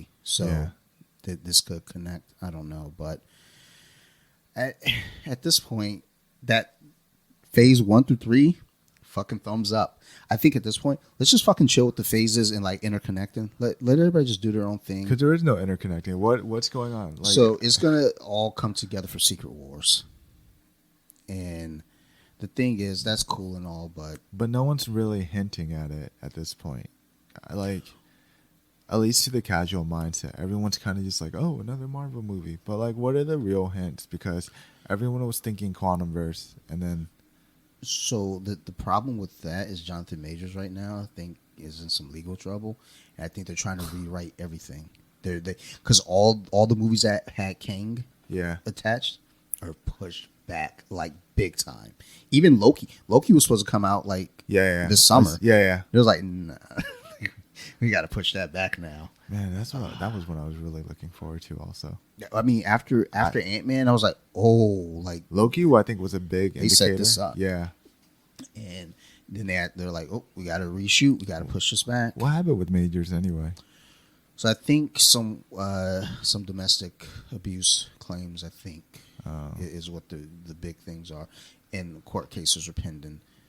And, you know, there's been kind of the debate right now about, well, Ezra Miller in the Flash movie was able to, you know, put out, but we can't have, you know, Jonathan Majors doing his role. I think the difference being is like the Flash was already done. Yeah. So it's like, and just put the movie out, whereas these other movies aren't done. Yeah. So now they have an opportunity to change it. Fantastic Four is supposed to come out next year on Valentine's Day, pushed to May of 2025. What else? The Kang Dynasty got pushed, but that might even change now. And the way that Ant-Man ended, inadvertently, you could kind of write that off as, you know, we beat him. He's done. He's gone. And then they could just, you know, kind of bring in Doctor Doom instead. Why? Because Doctor Doom is a fucking force to be reckoned with. Why dude. is he not being focused on more than any? Like Doctor Doom is like Omega level. I think they wanted to like slow roll him, and like kind of because I think Kang was kind of it was gonna have like kind of a combined like yeah, but that'd be. Oof. but if they're writing Kang out, it's like, oh, we kind of have to go to Doctor Doom now as our contingency plan. Yeah. We have to make this happen now, sooner rather than later. Yeah. And I'm worried though, because I feel like they're having a rush, and it's like I had all like any Fantastic Four film that's come out has been just tragic. So I had hopes, like yes, I think they can do this, and I think they can get it right. And now if they're having to rush everything now and change up everything, Yeah. I think they're gonna fucking drop the ball, and I'm scared. I don't want this to happen. I don't even care about the Fantastic Four. It's just that it's like, look, I never really cared for them. The only one I cared for was Doctor Doom because he's like in terms of like brilliance and like mind, like he's like Professor X level and Reeds, and those guys were they're big and like I mean, Doctor Doom was just involved in so much stuff. who I mean, would you even cast? I don't know. Well, that's also the thing too when it comes to a lot of what Disney / Marvel Studios is trying to do. You know, they want to cast what's his name from Breaking Bad. I'm not gonna Google it, but the dude who played in Breaking Bad, the Walter. the bad guy. I can't remember nothing right now. I think the wine hit me. But there's been talks about casting him as Doctor Doom, which I wouldn't be mad at that. But I think people then get in their pocket about race swapping characters. And it's like, I don't think Doctor Doom's race really matters to the character. Once he becomes all metal looking, Yeah. It's like I think race is out the window at this point. But I think they said they are going to reveal the cast at a D20. Was it D23? Whatever Disney's. yeah. They're not going to do it at Comic-Con. They're going to wait to September to do it. And it's like, I guess, dude. Whatever. I don't care. Just fucking make it happen. But yeah, all the Jonathan Major stuff being pushed back is disheartening because I like the dude. I watched Lovecraft Country. That shit was great. That was great. Yeah. Like we watched it kind of unexpected. We were just sitting. I was like, let's fucking put it on. Let's watch it. I didn't know what it was supposed to even be about, Same. and I was fucking blown away. Because historically, a lot of that stuff is like pretty on point, like the curfew, or like stuff like that. So HBO they be taking some chances too. Because when they did Watchmen, this Watchmen series, I never knew about Black Wall Street and then the Tulsa riots. Yeah. I learned it from a fucking comic book show. A lot of people did, and it's like, get the fuck out of here. And then you watch Lovecraft Country, and they talk about sundown towns. It's like, oh my lord, like what are we doing here? HBO? I guess they're like, fuck Ron DeSantis. It was like, we're gonna teach the history. And Ron DeSantis was like, ban all the books, burn them. It's fucking weird, but no, that dude, he. I try to stray away from saying someone's a good actor or a bad actor. Yeah. But when I see that dude on camera, he has this charisma that makes you want to follow the story. It makes you want to know more.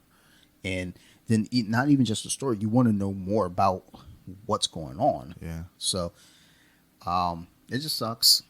I mean, but we're in an age where it's like, look, you did some shit. It's going to come up. And in some cases they might turn a blind eye. In other cases are like, nah, son, you got to go to jail. I mean, I'm not even sure what happened with the Ezra Miller stuff, but I remember watching that movie. We need to talk about Kevin. I saw that kid and I was like, oh, he's a problem. He's gonna be a problem in life later on, and here we are. So I don't know, but I'm looking forward to all the stuff, and I'll watch it regardless, reluctantly. I'm not going to see Marvels in the theater. If I didn't see Guardians in the theater, I'm not going to disrespect James Gunn and go see Marvels in the theater. And it has nothing to do with the female cast. It's just that I don't care about the story that they might potentially be building. Because you're right. It just looks like a fun film. It just looks like a bunch of people with similar abilities just trying to save the day. Yeah, it's a fun romp, and I'll watch that on Disney Plus, just like Guardians 3. I'll watch it on Disney Plus. I don't know what's the next movie I'll see in the theater. That's the thing. After the last Spider-Man movie, the last Spider-Verse one, that was kind of it. And even then, I was kind of like, should I watch it? I'm trying to think. Yeah, and that got pushed back too. Yeah, I don't think because of the writer's strike. I think it just got pushed back. Because that's what they do with those fucking movies. They're like, just push it back. Yeah, that movie was supposed to come back like 3 months earlier prior to its date. And they finished production on it. The movie came out June 2nd. But it was done like March or April, right? So they finished production 3 days prior to the movie dropping. And it was like, what? I don't know what. So when you say finished production, that can mean any small detail, like they maybe like change the song, something like that. But on May 29th was the last day of production for the film. Yeah, it's it's animated, so you can kind of get away with a little bit more. But most movies are animated now with all the CGI. So, but yeah, we went to see Spider-Man for sure. We saw Mario Brothers. I go to horror movies in the theater now around the corner. If they're playing them, but that's also because of the horror podcast. Like sometimes I have to get ahead of things, and I might have to review something. I'm gonna be honest, I don't like doing like strict like movie review episodes because I talk a lot of shit about critics. Because fuck them. Critics are just fucking film writers who fucking suck and couldn't actually get a job making a goddamn movie. Yeah, I said it. Fuck y'all. Like it's just that's the thing. There's like people want to nitpick movies. It's like that's pretty accurate because I have a buddy who that pretty much he got his degree in film, and he tried to write a couple of scripts and movies, couldn't get anything, and now he's a critic. There you go. I fucking knew it. That's how it happens. He has a YouTube page of Like I sat there and 17 thought about that followers. shit. Like a few years back, I thought about it when I was reading all these reviews. And I was like, yo, why are these cats so bitter? And then I thought about it. And I started looking some of the cats up. I was like, oh, these motherfuckers, like, they were trying to be writers.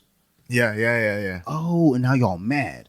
Okay, I get you now. So I tried not to be like, even when like we all sit down and we talk about stuff and we give kind of our good, bad, ugly in a rating, I still try to Give it the benefit of the doubt. yeah, because first off, I'm not a writer. Yeah. I'm not a filmmaker. So I'm looking at it from the entertainment perspective. So when we watched, what did we just recently reviewed Evil Dead Rise. And fucking loved it, dude. Really? Like, oh my God, dude. It was Is it like the original? It's completely different, right? Because it's in the apartment. correct. And that's what that was a big plus to making a difference. It's just it's dark, it's gritty, it's nasty. They basically went a whole different direction with it, right? Yeah. Yeah, the only thing, I mean, they keep, kind of the same, the Book of the Dead and the Deadites and Yeah, everything. But it does, take a, so it's interesting because it opens up one way, you get your middle and you get your end, and it's all kind of interconnected in this weird way where you're like, oh, okay, now I get it. And it gives you room for more. You can end it there or you can make more. Yeah. It's kind of a up in the air type deal. But we reviewed that, and I tried to like kind of keep in mind that it's like, what are you looking for when you're trying to review a movie? Yeah, when you're trying to break something down. I had somebody send me their film. But that's an interesting one though, because like you're gonna want to compare it to the old movie, right? And so there are going to be critics or people who have different opinions, like, oh, it's not like the last movie. I immediately don't like it. But if you keep an open mind, like you kind of like got to figure out when the original was made. That was back in what, the 60s or 70s? No, 81. 81. Yep. Yeah, 81, because the other one was like a couple years before. So you had Evil Dead was in 81 because we just did like a full Evil Dead franchise episode too. So that was 81. Then Evil Dead 2 was 86, and then they did Army of Darkness in 92. That's the one I'm thinking about So when they did Evil Dead 2, because Evil Dead was done on such a low budget. Yeah, it was literally just like in a forest. Yeah, and like with friends. Yeah. That was the production crew. It was like friends and family. It wasn't like they had like real people like from Hollywood. They're like, would that be here's some considered a friends. cult classic? That Yes. one? Yes, it is. Absolutely. So when we just recorded the 1980s episode as well for So You Like Horror, and we discussed that being a cult classic, but also being listed as one of the top movies of the 80s. Like, so it's like, how are you a cult classic when you're one of the top movies of the decade? Like, it doesn't compute. But the thing about looking at the original and then looking at the new one is like, yeah, like you said, people want to automatically do that comparison. Yeah. It's like, it's not fair. Like, and that's the same thing with me as a comic book fan, looking at the comic book movies. It's not a fair comparison because let's take Infinity War, Infinity Gauntlet, whichever one you want to cut it. You can't, I mean, you could make the story where Thanos is trying to impress Death. Yeah. You could do that. But I think there's more that you have to kind of piece together before you get there. You got to give a little bit more of a backstory on Thanos and why he's trying to impress Death. Yeah. Because Death was the only one who gave a damn about him and treated him any kind of good way. And then when he fell out of Death's graces, he was like, I need to impress this broad. Yeah. And I don't know. It's not going to fit in with today's society, right? Like the way they did Infinity Wars and Thanos' goal, it fits towards like, okay, this is kind of makes sense too. But for comic nerds, it's like, oh, I get it. He's kind of being a teenager right now. Yeah. It's like with all this power, like it's just kind of like when you look at like the Infinity Gauntlet, it's like, oh well, we can make him the victim, Yeah. but he's the bad guy as well. I guess it kind of does fit in today's society. Um, but The really grungy side. but it's like trying to do the comparison to an original piece and comparing to the newer work. It's just unfair. So you have to almost kind of pull yourself away and look at it for what it is. Yeah. When we had someone send in a film to us to review, and it was fun. But the episode was a fun episode because we sat there, we watched the movie, then we went and reviewed it. Yeah. Right afterward, and it's called Killer Kites. Kites, like flying kites with a T, just so people don't misconstrue what I said. And it's just about that, kites that are killing people. And it's you can tell it's made by a bunch of friends and it's super low budget. It's on Tubi actually now. Oh no! So go check it out. Okay. They also had another movie called Sword Gators. It's also on Tubi. We're going to review that eventually. But the thing is, with trying to review these movies, we don't look at it like, let's be a critic and like rip this person apart. We try to find, so when I used to teach, you have the parent-teacher conferences. Mm-hmm. You start off with a good thing, you give the criticism, and you end on a good thing. You never want to send the parent out of there like, with the bad thing. Yeah. You never want to start with the bad thing.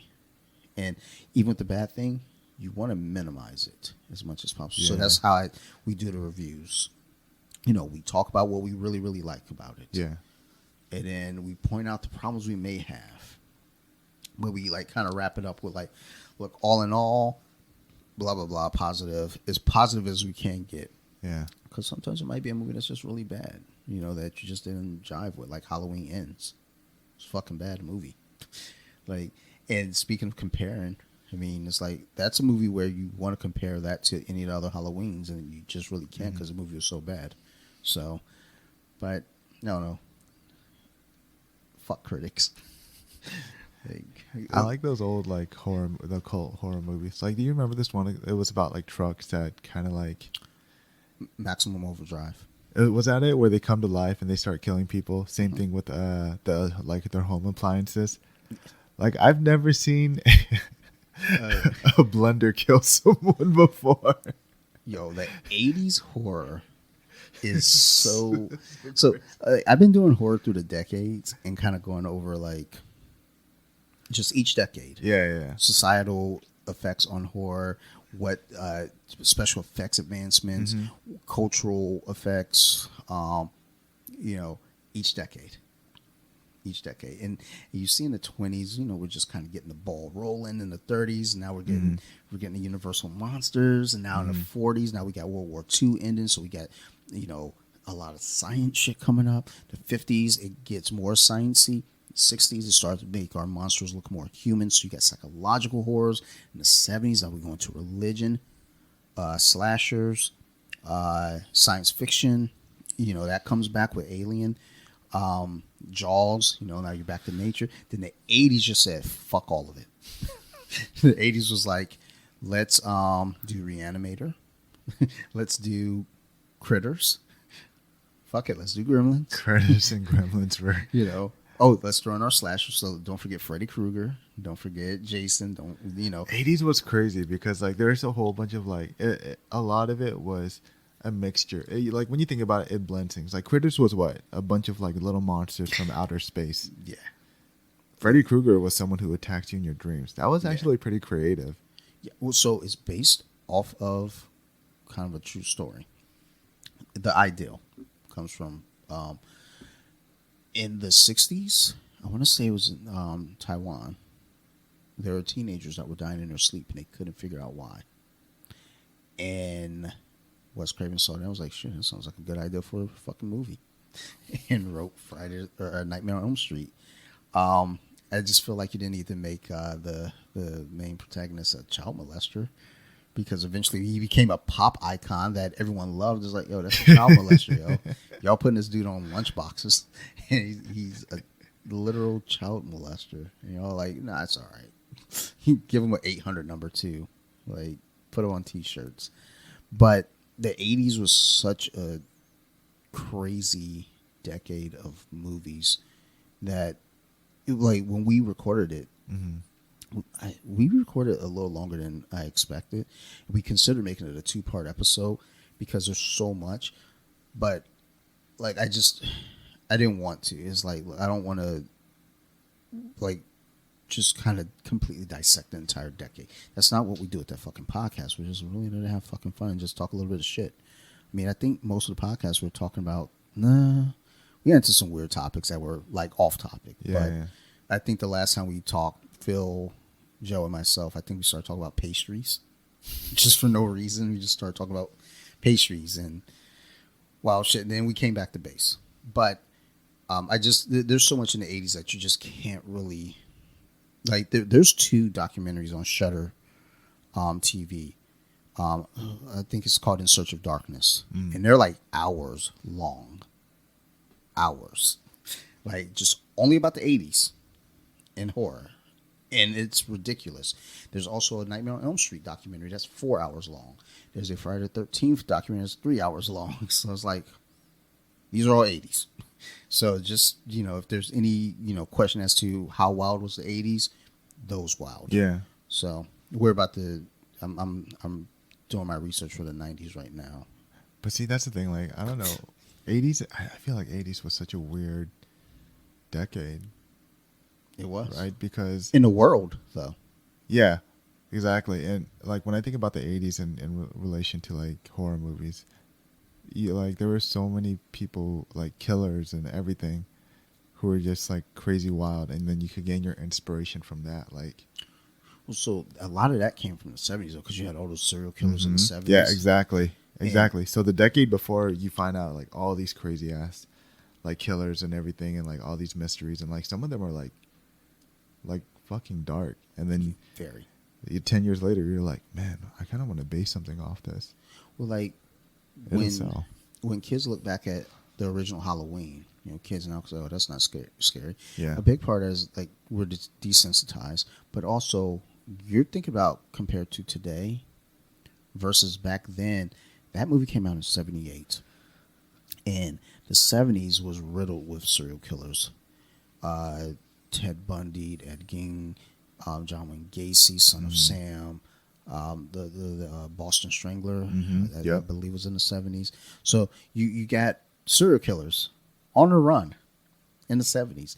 Now you get a movie in 1978 that at the time, because once Halloween kind of got its legs, it got weird and supernatural and was dumb. Yeah. But that first movie, you see a dude killing people, and there's like no... Think of how society felt like when that movie came out. Mm-hmm. They're probably looking behind them every time they walk in the dark. It's just...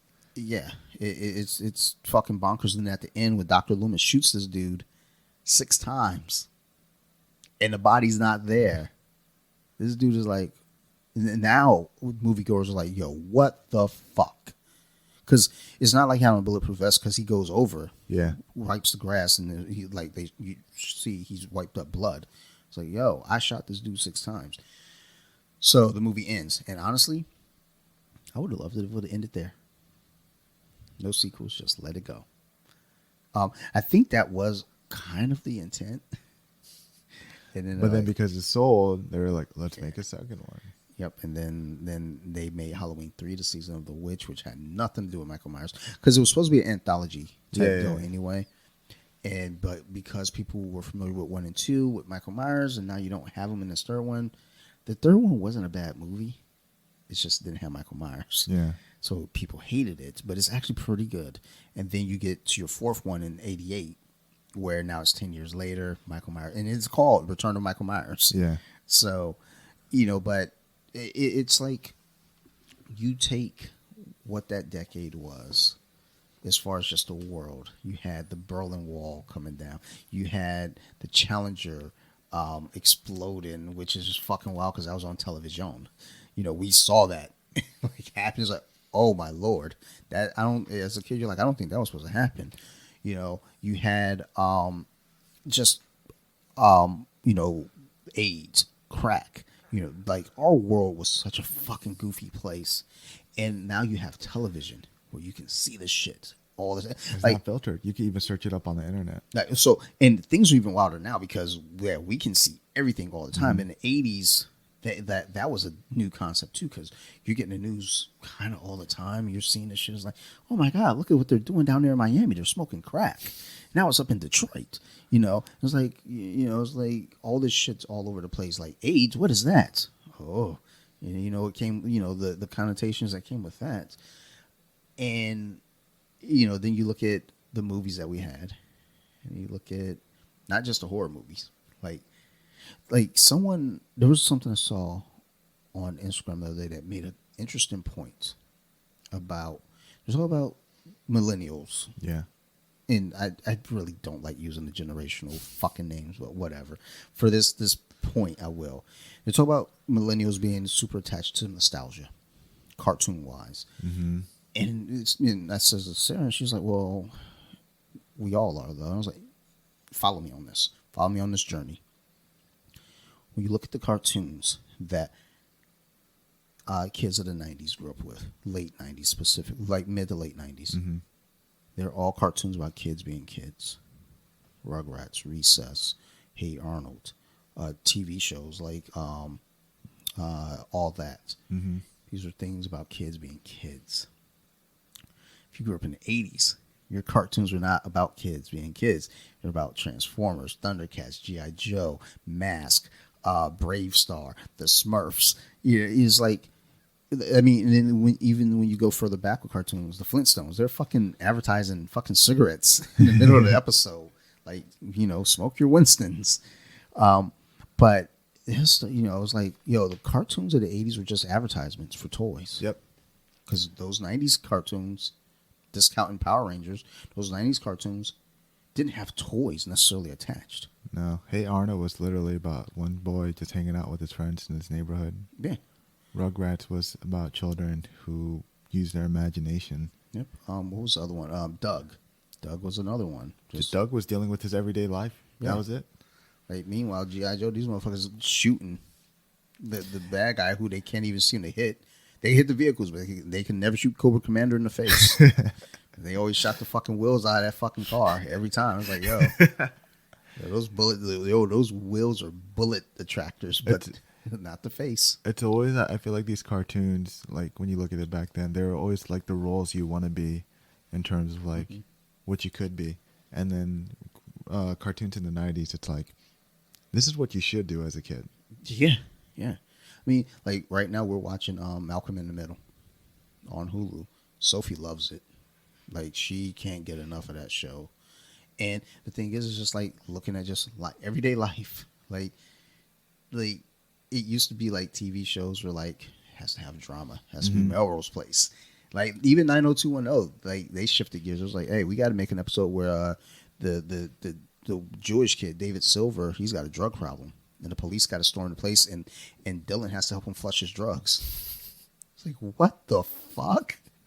Like, I just wanted to watch some high schoolers do high schooler shit. Now these cats is out here. Oh, and then the Noxzema girl, she started dating Dylan, and then her dad, I guess, I don't know, is a gangster or some shit, and they thought they were gonna shoot him, and they shot her. And like, I was big into 90210 and Melrose Place, son.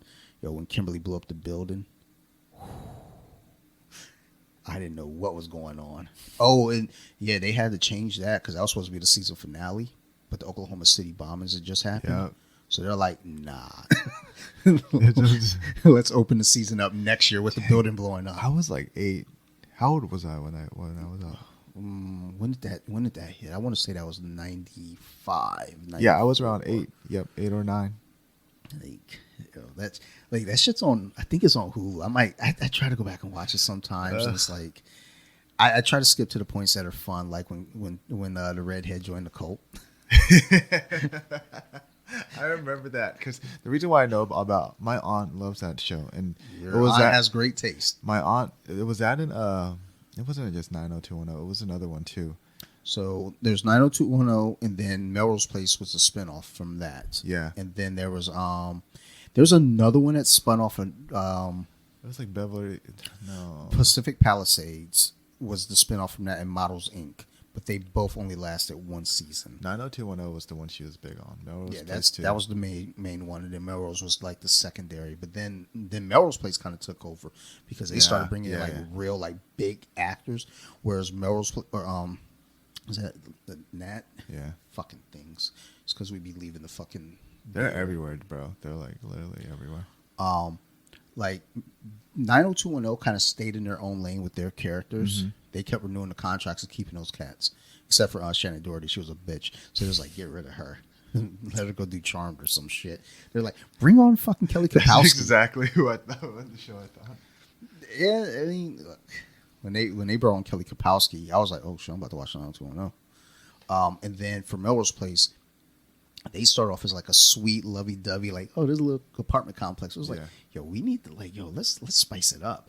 Let Michael cheat on his wife. Let like all these scandalous things basically happen. Let the wife's little sister come in, and now she's into Michael, and let that little sister like go join the cult. And oh, by the way, that little sister is the real daughter, and the blonde is actually adopted. She's got to go off and find herself. I remember that. That was my. I remember I was sitting on my aunt's lap, and when she saw that, she like literally like threw the pillows everywhere. I was just like, oh. What happened here? Why am I watching this at such a young age? Yeah, Melrose Place was wild. It's like, I don't know that I should have been watching it. I'm pretty sure I was in like high school. I was just like, this seems fine. But like, I had like a strict bedtime for myself where like, as soon as Melrose Place went off, I went to bed. Yeah. That was just like, that's how I programmed my brain. I was like, I'm out of here. But sometimes you get an episode where, again, Kimberly blew some shit up and it's like, I couldn't go to sleep. Like, oh no, because the next season opened up with the building blowing up, and then the blowback because you got Allison. She was drunk. She got a drinking problem because she's upset that Billy's gonna marry Brooke now. Nobody cares. So when the building blew up, she was getting drunk, and then she went blind. Bro, you're bringing back all these episodes like.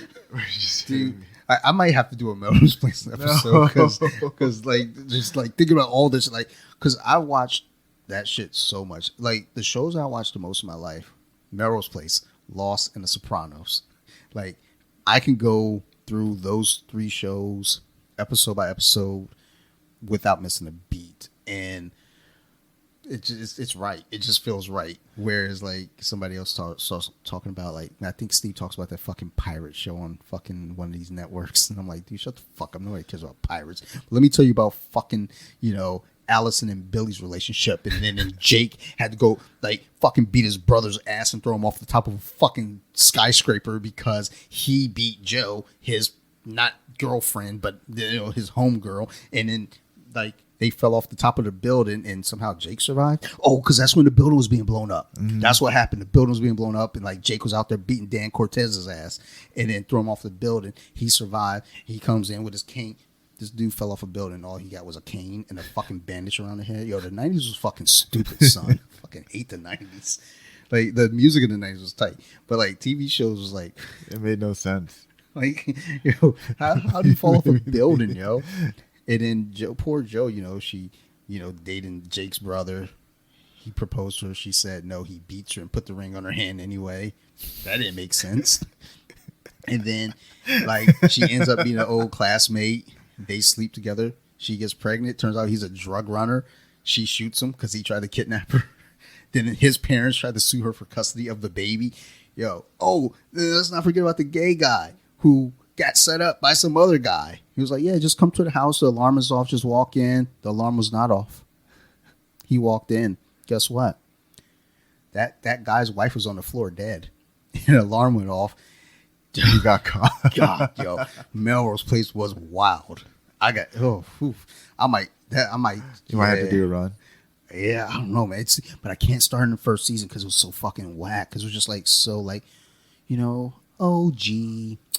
I gotta pay the rent. And then they brought Heather Locklear into this joint. Yeah, that's how it originally was. It was literally just like boring, and then it got like it blew up out of nowhere with all the scandals and everything. Because they brought Heather Locklear on at the end of the first season, and then the next season she was the landlord, and then this shit got wild.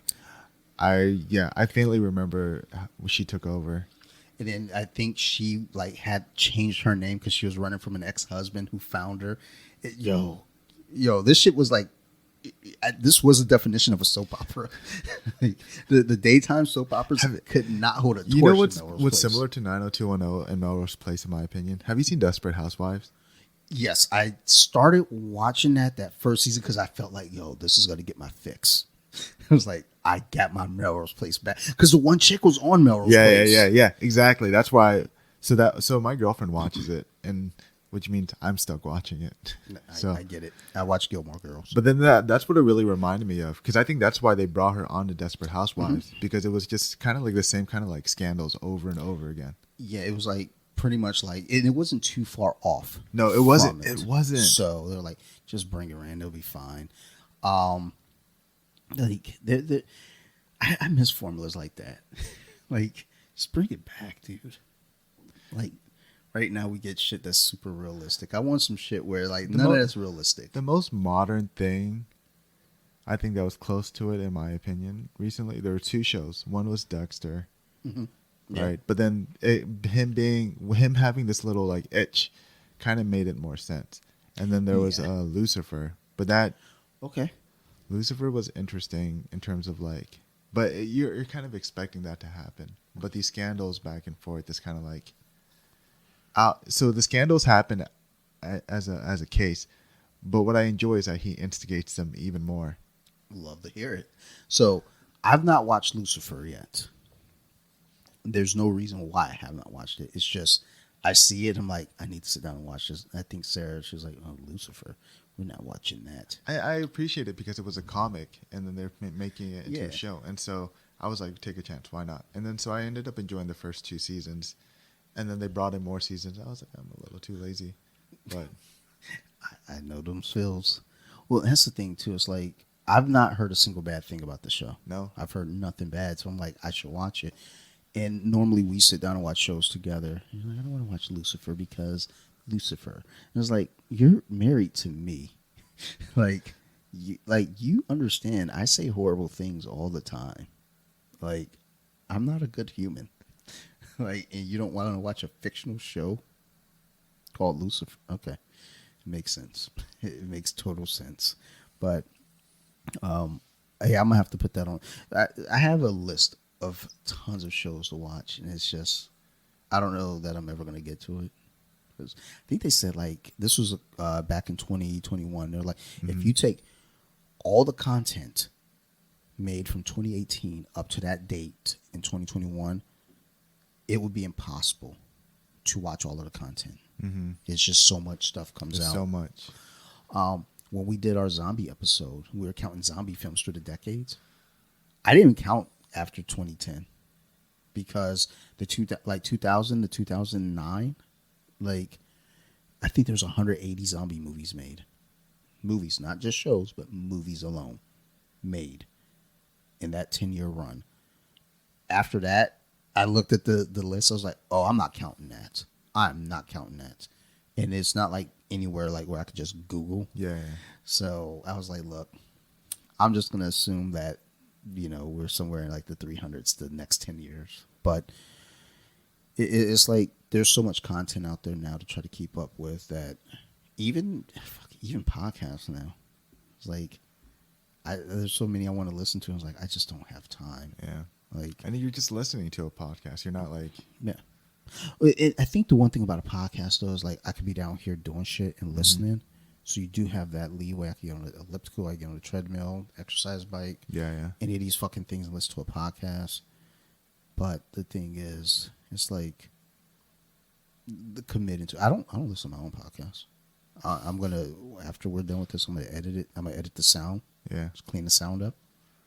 It is what it is. Like if we said anything wrong, well. I'll get messages. People be mad sometimes. You're like, yo, you're so dumb. You're so fucking immature. It was like, but bitch, you be listening. You can't stop listening. So You added to my views, so like when people get on Instagram and start talking shit to me, I say thanks for the follow, ho. And only one person pushed back. One person went into the DMs. It was like, stop fucking following you, you fucking cunt. And I gave him a smiley face. It's like, Like, okay, bitch, I have fucking 14,000 followers. You think I'm gonna lose sleep tonight? No, bitch, I'm not. Like, God, I hate people. So yeah, but I don't know, 3 years. So we can cheers to We talked cheers to nothing that. about jujitsu. We talked about jiu-jitsu a little bit. Like we had like a 15-minute run in there, dude. I think we did pretty I good. feel like we did more of your horror movie stuff. No, we talked about a lot of stuff. We talked about comic book movies. We talked about jiu-jitsu. We talked about horror. We talked about what the fuck did we talk about? Yeah, we just talked about movies. Because really, like... Well, we talked about what we talk about in the DMs. Like this conversation is about 90% of what we DM to each other, just like random shit, just out the blue. And like the other 10%, It's so funny because I don't think you and I really ever talk. Like when we text each other, it's hardly jujitsu.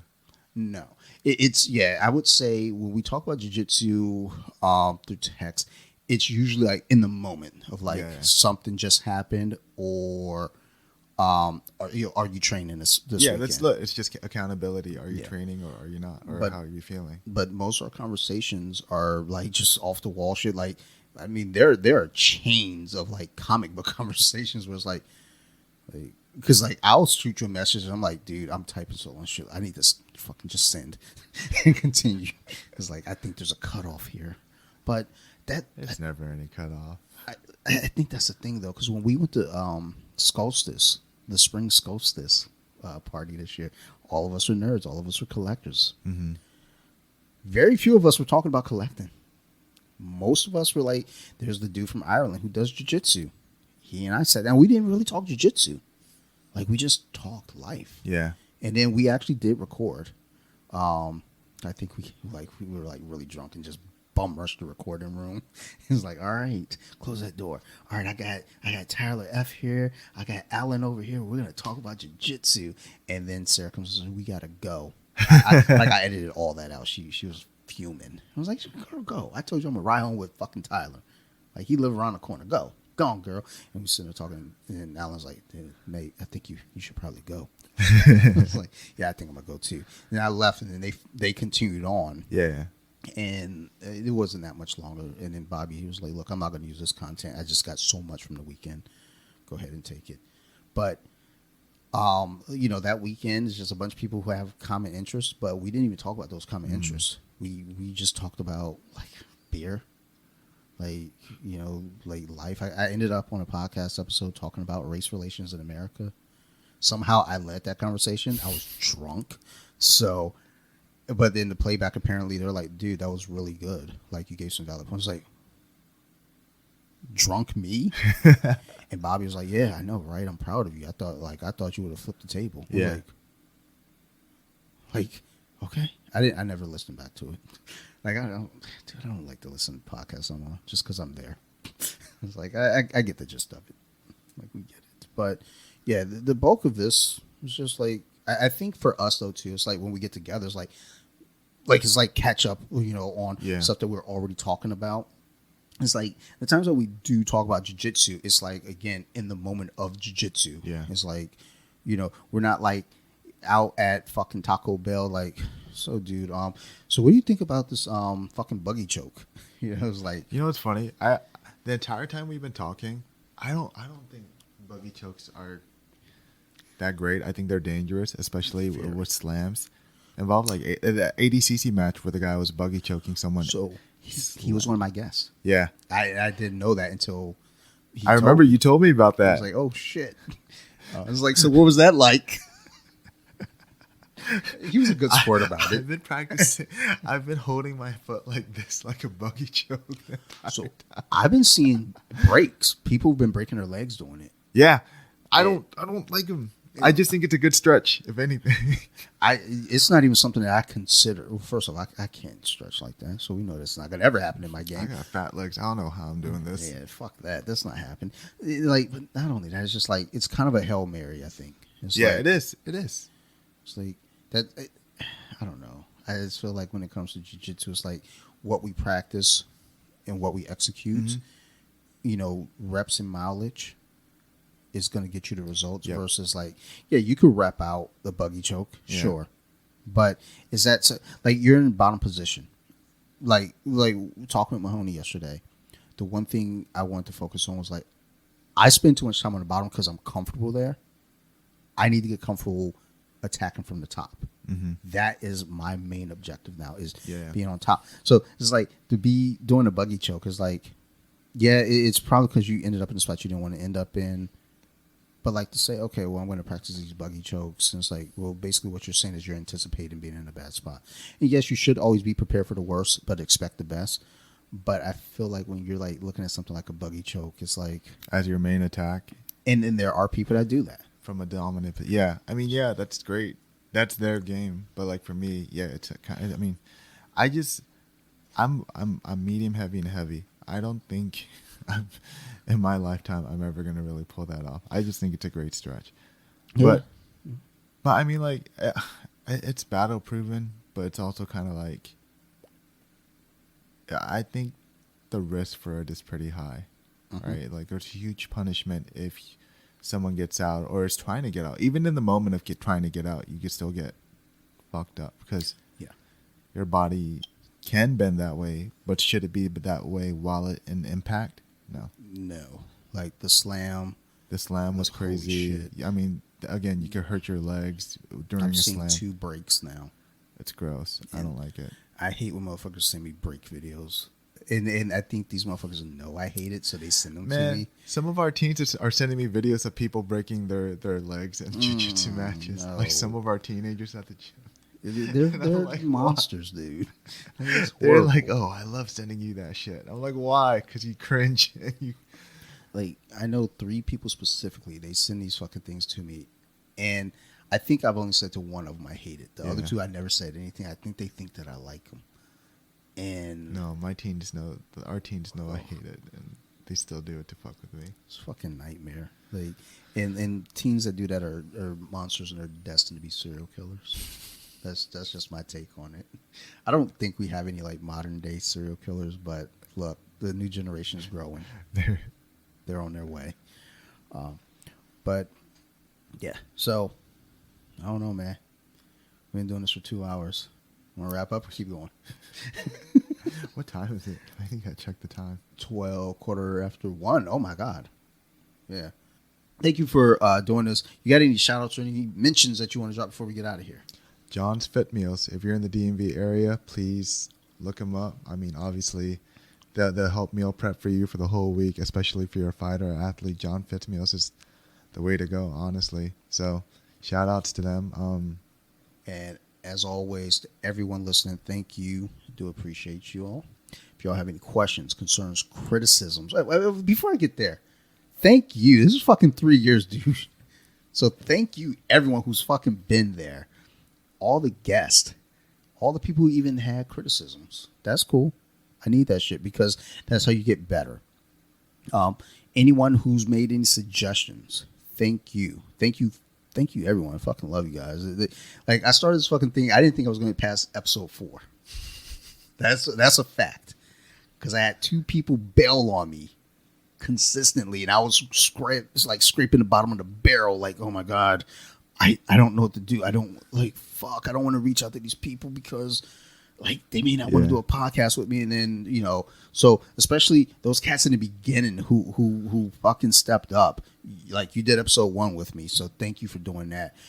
Angie and Mark did episode 2 with me. Joe from Nerd Rage Radio did episode 3. Fucking BJJ Mama stepped in and filled in at number 5 for me. I'm going to mention number 4 just because they kept bailing on me. So they were supposed to be number 2 and they failed at number 4. Marilyn Phil stepping in, Matt Bean, all you cats stepping in. And, a lot of you folks have been repeat guests. So thank you for that. Again, any questions, concerns, criticisms, you can find me, bjj.wiki on Instagram or Off the Mats Podcast on Instagram. You can email as well, but I'm not going to check the emails. I want to give a big shout out to my fellas over there at Nerd Rage Radio. Bobby, Chris, Joe, Marilyn, Phil, Ricky Ticky, all the cats over there. Thank you.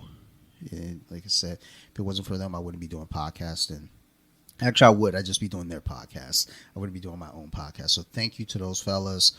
I want to also give a big shout out to our gym, Crazy 88. If you're in the Maryland area, stop through. Come train with us. We're friendly people. We got 3 locations too: Owens Mills, Elkridge, and Severna Park. All locations are just very welcoming and just like I said, full of good people. As you can tell, I'm one of them, and Mark. So if you liked what you heard here, come visit us at the gym. We're not completely weirdos. We're just a little odd on the microphone. And last shout outs to my other podcast, So You Like Horror. If you like scary movies, go check that shit out.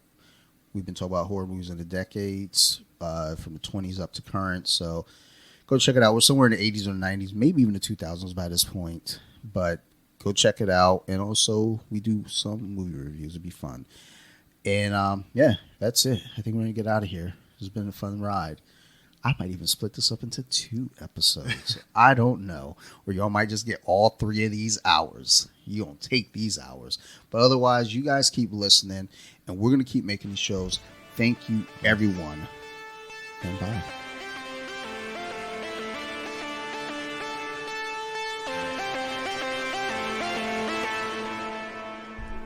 They were with it. Now let me sing a song.